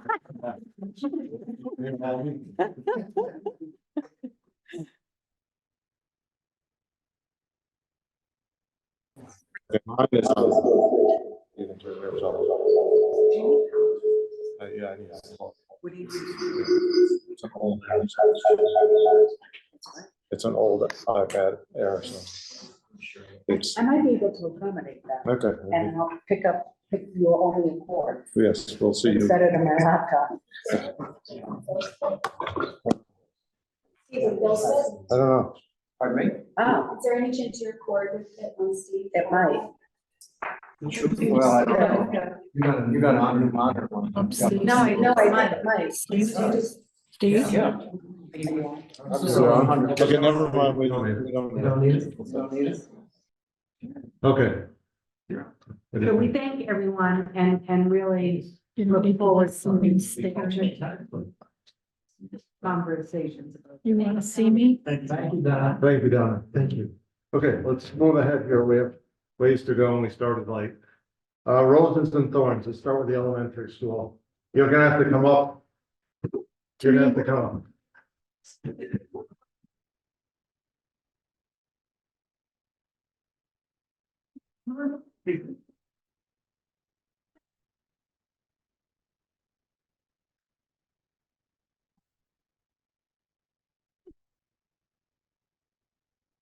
Okay, so we're happy to report that we have finished our MCAS testing, our benchmark testing, and our pre-K, EK, and K screenings. Those are big accomplishments. We had a choral concert, 3rd and 4th grade. There was tie-dye attire and songs of love and peace. We've had lots of tall visitors from the high school. Chemistry and AP Bio are making their rounds and doing lessons with the kids. Field trips are happening left and right. And we finished our last reading league in the sequence of professional development. And we finished our reading institute, but we still have to present our literacy plan to the rest of the folks that did it. So that's it for me. Middle school. We are currently in the midst of a Spirit Week, leading to a pep rally tomorrow, which is super fun. The last time we were in the midst of Spirit Week and there was a school committee meeting, I came here on Crazy Hair Day. I think many of you remember. Today is formal day, so that feels nicer. But the student council has been very active organizing the Spirit Week and excited about the pep rally. They ran a very successful dance last Friday night where we had a professional DJ for the first time. We just think professional DJ is what we're going to do from now on because it was lovely and really raised the quality of the experience for the students. We also had a choral concert last week, along with the band concert and the orchestra concert all in one. And that was a great experience all around. I want to recognize that our 8th graders, led by Mr. Park, their civics teacher, engaged in the testing the test round of the MCAS civics exam today. They did it, and so we'll get to see those results later on, but this was the first ever civics test, and it marks also our last round of MCAS 2. And just in general, there's a lot going on with end of the year trips, end of the year field experiences. And we would just like to recognize there has been a lot of very generous community support for the big trips that our students are taking, especially the 8th grade trip to Philadelphia and the 7th grade trip to Boston. Parents and community businesses have been very, very generous, and we are very, very grateful for everything that they have done. I think that that's it for now. End of the year is pretty exciting in middle school, and we're moving through it. Thanks, Mike. I'm gonna call on Fred Erickson to come up. We're piloting tonight a proposal from the middle school. We have students, we have the principals, but some of the staff thought that that would be helpful. They were also giving roses and thorns. So we're gonna pilot this and we'll kind of see how this goes. And then we'll ask the school committee there. Good. All right, thank you. I just wanted to say an appreciation to all of you for the response I got from the last time I was here, but also from my colleagues at school. There's been a big response and they participated in this pilot. I feel like I want to go really fast because you guys have been here a long time. One of our biggest thorns is that Miles is leaving. He has a lot of institutional knowledge. We value him as a leader And so we're anxious about the next one coming. And we would like to see, we're hoping very soon to see some progress on that. And we're interested in how the new principal can help us with the initiatives that we have currently ongoing that are pretty complex, restorative justice and proficiency-based learning. We're kind of in the middle of both of those, and we really need someone to guide us through those two things. There has been some frustration expressed by the exploratory team around the schedule and how that affects their work with children. And they're asking if there might be some better way to schedule a more flexible opportunity for the exploratory offerings so that the teachers' schedules would not be so chaotic. There have been 3 grades that reported on attendance issues with students. And we're wondering how we might better engage with families of these students so that we could get better attendance overall. There were also several grades that mentioned that teachers are working really hard on the high volume of mental health and behavior issues, and that we don't seem to have enough personnel to handle all of the issues that are before us. We've been working really hard on field trips. Thank you for pointing that out, Mr. Wheat. We just want to point out that running all of those fundraisers and also organizing the trips is a good thing, but also can be a weight that we carry. So we're going to be glad when we get those trips moving so we can get rid of that weight. The last piece about, I guess, thorns is that our restorative work in our school doesn't yet seem to be part of our culture. And we're hoping that that comes to us soon so that we have structures and methods in place to make it easier for everyone to participate in the way it's intended. Now for our beautiful list of roses. We got a nice mural going on right now in the upstairs, led by the studio art students who are depicting our school in a vintage postcard style. Very cool, right at the top of the stairs near the library. The 6th grade reports great CATA partnership. They've been collaborating with CATA all year and were recently invited to see a dress rehearsal, the annual celebration. High school AP Chem students have also been at the middle school or will be at the middle school to teach lessons to 8th graders and 6th graders in late May. WIN in 6th grade is working really well this year. It's providing extra time for students to get targeted student instruction. So that's been really cool. In 7th grade and in 8th grade, we're reporting that the students, despite all the testing that's going on this time of year, are still really engaged, giving really good efforts. We're appreciating their stamina here at the end of the year. And sort of a smiling response to that is we're not sure our stamina is quite matching theirs, but we're going to keep at it. Let's see, besides the Philadelphia trip, the 8th grade is also looking forward to the career conference at BCC and bringing their 8th graders to look forward at their own futures. The 8th grade also reports that they're really pleased with the academic progress they're noting in their students. There is good evidence of genuine learning over the course of the year, which makes everyone happy. And they've been engaged in conversations with the high school and with the students about high school connections and the crossover from middle school to high school. 7th grade is reporting that we're really excited about how we've come together as a team this year. The sincerity and honesty that we share with one another really benefits the kids and allows us to work together quite effectively. And 2 other pieces about our physical space. We're really appreciating our physical building. We're appreciating how the staff, the custodian staff, take care of things, their quick responses, but also the responses of students and teachers in the building to take care of what we have. And additionally, we're reporting an appreciation for resources we have for use in our classrooms. We never seem to be lacking for a thing. If we need it, we seem to be able to get it. And that is also making our education of students a lot better. So we're appreciating the support of our principals, but also of the community in allowing us to get those things. I hope I kept it under 20 minutes. You did. But thank you very much. Thanks, Brian. I appreciate the pilot. Okay, mine's gonna be a little bit of a mix of roses and thorns altogether. So we completed our 10th grade MCAS this week, and we still have 9th grade biology in 2 weeks. This year has been more of a challenge with us for devices because we've handed out over 175. And so in order to be able to give MCAS, we have to do quite a lot of outreach, making sure that the students who've borrowed their Chromebooks show up in school with their Chromebooks fully charged on the day of the exam, because we're very tight on devices. And I would like to just name that I know IT has worked with Sharon already to order some more devices for the high school for the future, because being tight on devices is hard when you're trying to do standardized testing.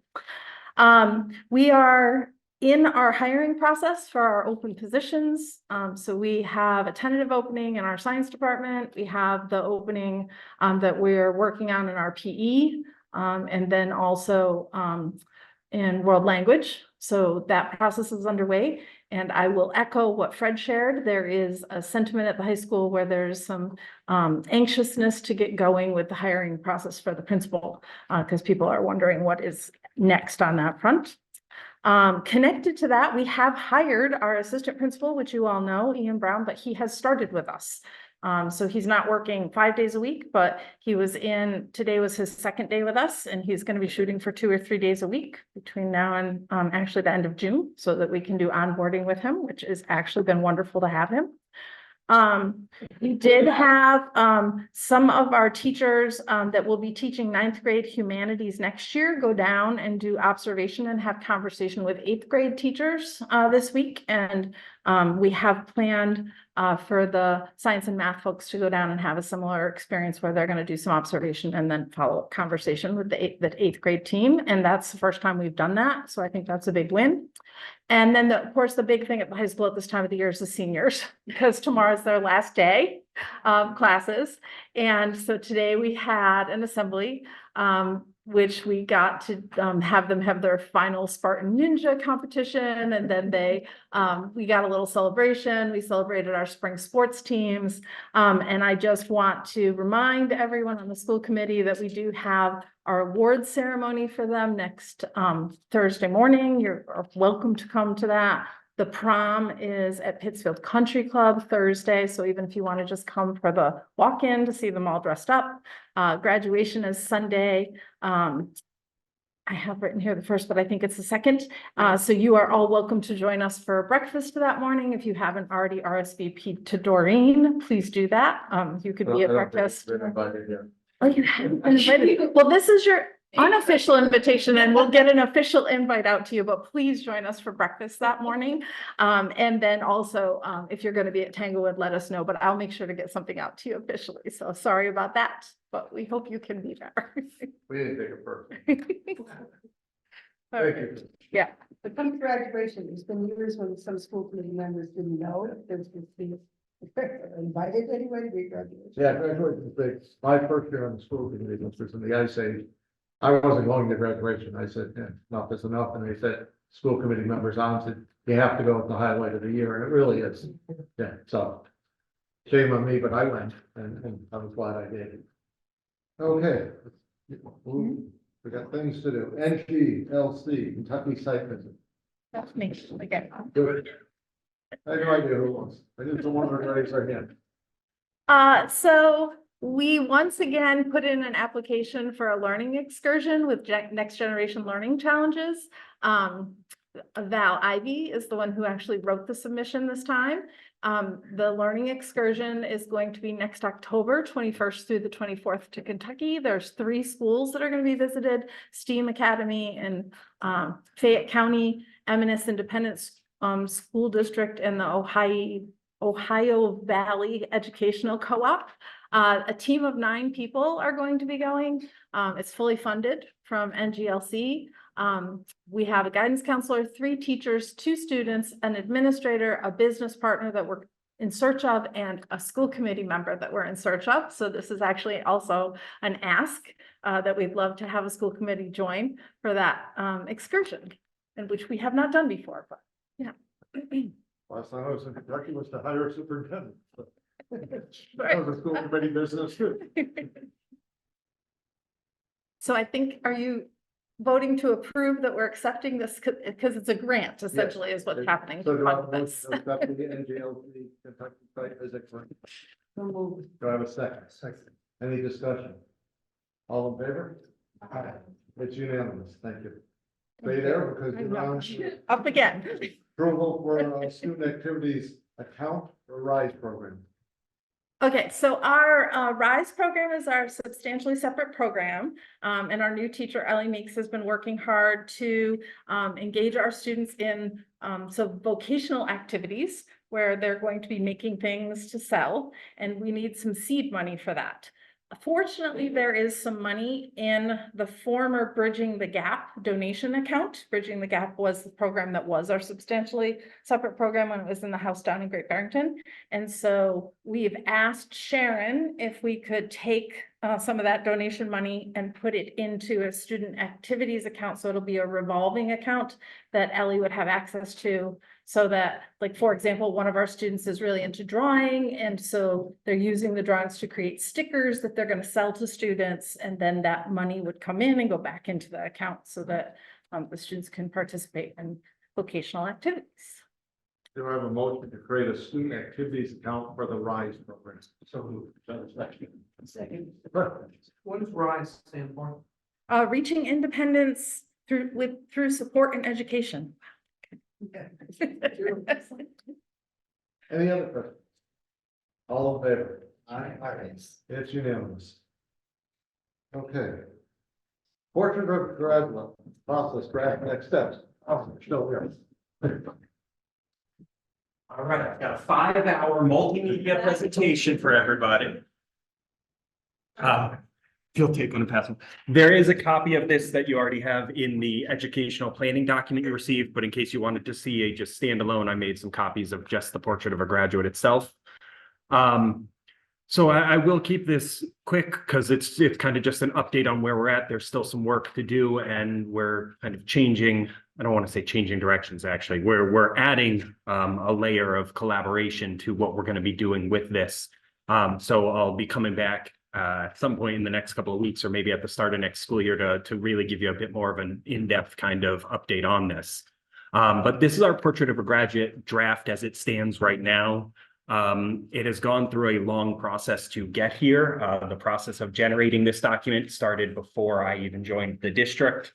When I came on board, we had gone through a series of focus groups, of community info sessions and input gathering to just get a sense of what the community, what our students, what our educators and administrators all thought our portrait should include. A lot of this work was coordinated in partnership with Great Schools Partnership, GSP, an organization that helped us with our portrait of a graduate and our proficiency-based learning system. And that is something that we are working on for next steps, is basically how to crosswalk our proficiencies as they currently stand, the performance indicators, and this draft of a portrait as it now stands, to make sure that these skills are represented in there, or at the very least represented in the HALS, the habit of work and learning proficiencies that the schools are working on generating and firming up. So this year when I came on board, like I said, GSP had already kind of generated a list of the competencies, those bigger picture buckets, and then the indicators, just to keep terms simplified, where we're using the same words that we use for our proficiency system with the portrait of a graduate. So what I began doing, starting with a student point of view, because we really wanted to make sure that the portrait of a graduate felt authentic to students and represented their journey through their educational experience here in Berkshire Hills, was a series of focus groups. The students enjoyed more the telling me what was wrong with what we had than adding what they thought should be there. But we did get into some really, really interesting discussions. We had some reflective discussions. So I brought together a couple of different student focus groups. I brought together a couple of educator focus groups, and then a few times was able to bring together groups of students and educators in the same room at the same time. So what you have in front of you, this document has now been looked at by like I said, students, educators, our teacher leadership group, all of our ILs and SELs had an opportunity to give some direct input. All of the administrators had time to give some direct input. So it really is a comprehensive document that I think represents the points of view of all of our stakeholders within the district, to make sure that this really reflects what we as a district hold for our graduates and the skills that we would like them to have as they progress through the grades with us and then leave us for whatever comes next in their journey in life. So you can see after some editing, after some rounds and back and forth, at one time we were up to as many as 7 competencies. But through all the kind of crosswalking that these different groups did, these 4, global citizen, lifelong learner, effective communicator, and problem solver, were really the common trends. All of the groups that looked at this more or less agreed on all 4 of those. And anything that fell under one of the other 3 that we had across the different time periods that we were working on this was able to be reassigned if it really seemed important to any of those stakeholder groups to one of these 4 competency buckets, if you will. So then we started trying to simplify. At one point, one of these, I think it was Global Citizen, had a list of indicators that was almost 12 long, and that just felt like too many. So we started trying to look for common themes, common aspects of language, so we could simplify the list down and end up with this really kind of concise and comprehensive list of 5 indicators under each of our 4 competencies. So that's the process that we went through to really gather a lot of input, gather a lot of the concepts, and make sure that we were representing our goals for our students and what our students thought their educational goals were in this process to end up with this document. Like I said, for next steps, we know we need to crosswalk it with our performance indicators, our proficiency-based learning system, just to make sure that this is all included and kind of assessed in that system one way or another. We're also looking at different ways to bring this language down into our middle school and our elementary school. The student focus groups were primarily at the high school level, and the language, I think, does represent that high school kind of level of language use. So creating things like I statements that would be understandable to our students K through 12 is a step that we would like to take so that we can use this language consistently across the district in all of our buildings when we have things like our student-led conferences, when we have reflective conversations between educators and students, so that we're just using these consistent language points and touch points with students to provide them a little bit more ownership, a little bit more connection to why certain aspects of their education are happening and where we're trying to support them in getting to. One of the things that I kind of indicated at the beginning, and like I said, it's not really a change of direction. I think it's just an added layer of support for the district. We have recently joined onto a county-wide group that is working on Portrait of a Graduate. And so we're going to be collaborating with them on some of the next steps with this process. It's a really new kind of thing that we've done. It's a recent development. So I don't know exactly where the stream of work that county-wide group is going. And that's why I'm going to come back and share a bit more with you once I've had an opportunity to meet with that group and better understand the work that they're doing with Portrait of a Graduate in other county districts. So I think that's going to help influence a lot of where we take it.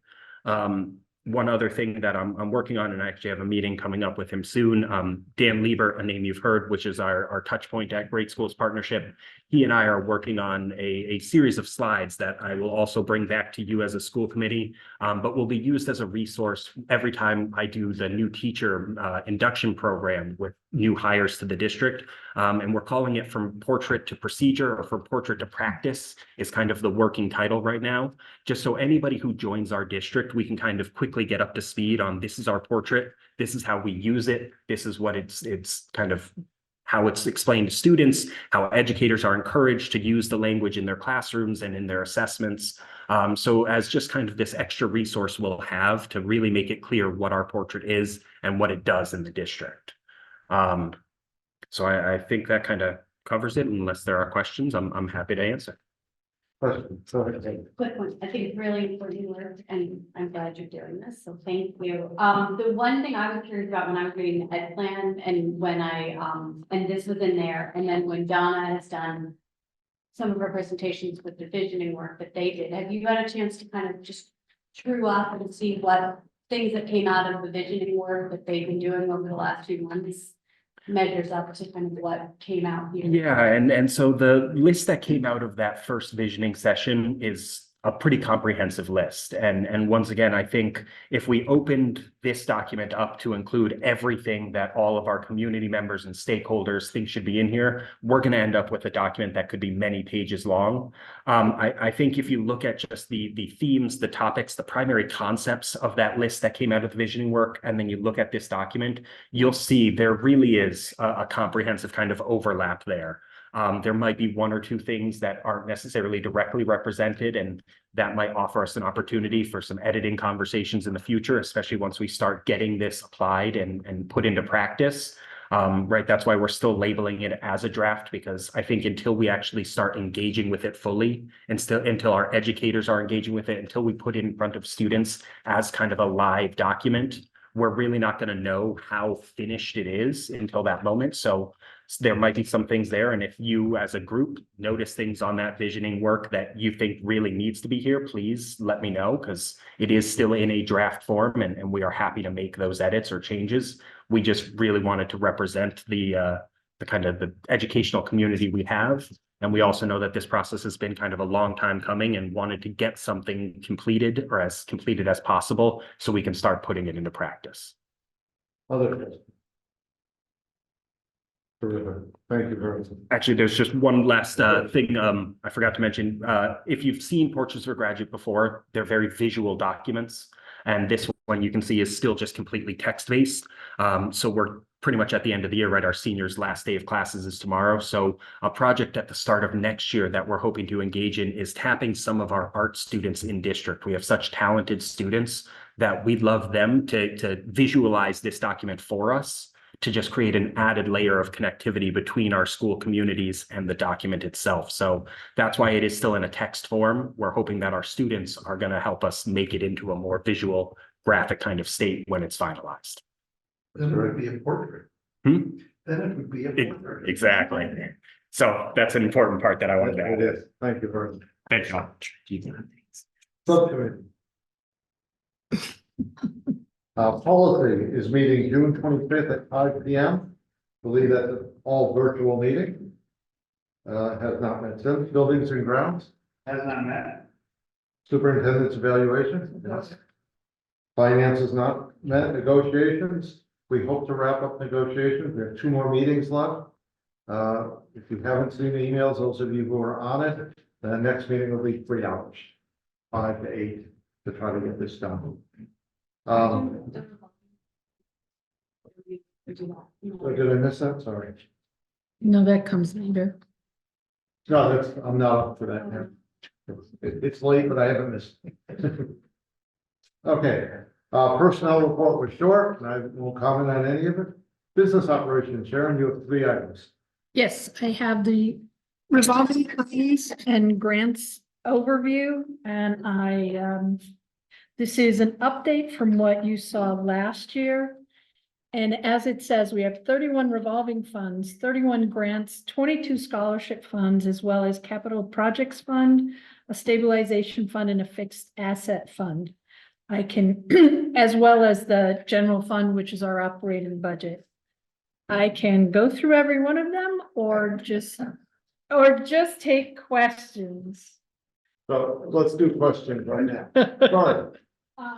You just could always call on me first. What would be helpful that we've had in the past, not for tonight, but I think is to see, at one point you presented us with grants that also included amounts when they expire, how much we spent, how much we still have left to spend. Okay. We should do that monthly, but even And that would be quarterly would be really great. Yeah.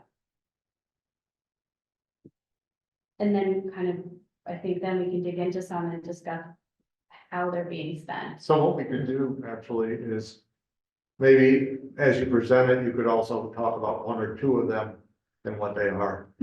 So as we go through, we'll get all of them eventually. Okay. Okay. I can do that. Anyone else? Anyone else?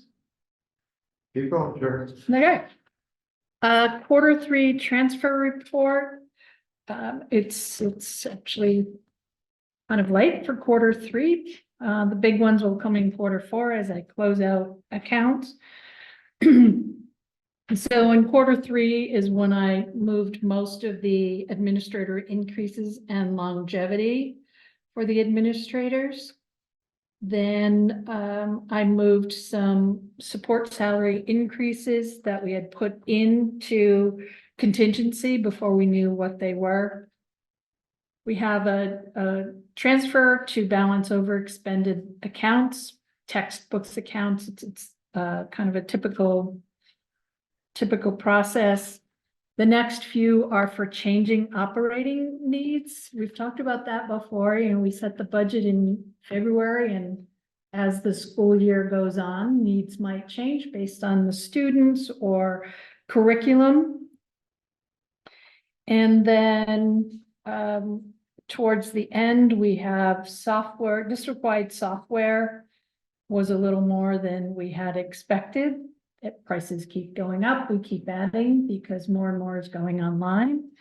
And then some contingency for additional PD costs at the elementary school. Questions? Do I have a motion to accept quarter 3 FY 24 transfer report? Seconded. Discussion. I just have one question, Sharon, and I should probably know the answer. How are administrative salaries set? Are they negotiated or how does, for example, yourself and principals, how are their salaries set? Because I don't see where we have a negotiation unit. Do we, Steve? That we do not have control over salaries of administrators. That's the charge of the superintendent. And their salary increases are usually in line Okay, with everyone else, all of the other contracts. okay. Sharon, I do have one question. You talked about technology, then Chris, you talked about Chromebooks. Is there ESSER funds that you could use for those Chromebooks? Yes, there are ESSER funds that we're looking at. I'm working with Uli now because some of the next generation is next year. So we're looking at what we can get at the end of this year and then pulling it into next year because ESSER goes through September. So we're looking to, particularly for the high school, we're looking to get more Chromebooks in there. Super. We have a motion and a second, all in favor? Aye, unanimous. Okay, and then my final is looking at, we've had, excuse me, questions before about choice and tuition and how many students are going out, particularly how many are going out to Southern Berkshire and what the net is, whether we're receiving more or less. So on the first page on the top, it's choice in by school district. So Southern Berkshire, Central Berkshire. The second table is choice out. Where are our students going? And then again, we compare Southern Berkshire because we get more from Southern Berkshire anywhere else. And obviously they're closer. So you can see that we gain 79 more students from Southern Berkshire than we lose to Southern Berkshire. A lot of the Southern Berkshire, especially in the younger grades, for students families who live closer to the border there. So they like their kids not having to be on the bus that long. Then the second page is by town where the students are choosing in from. So for example, Beckett is in Central Berkshire, but you can see individually where the students are coming from.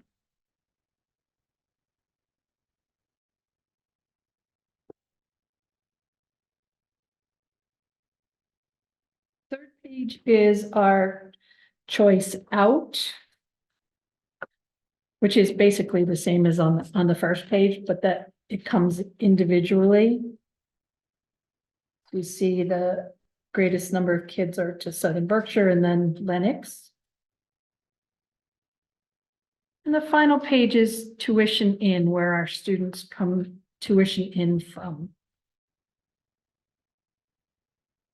If they come from out of state, they pay the previous year's per pupil rate.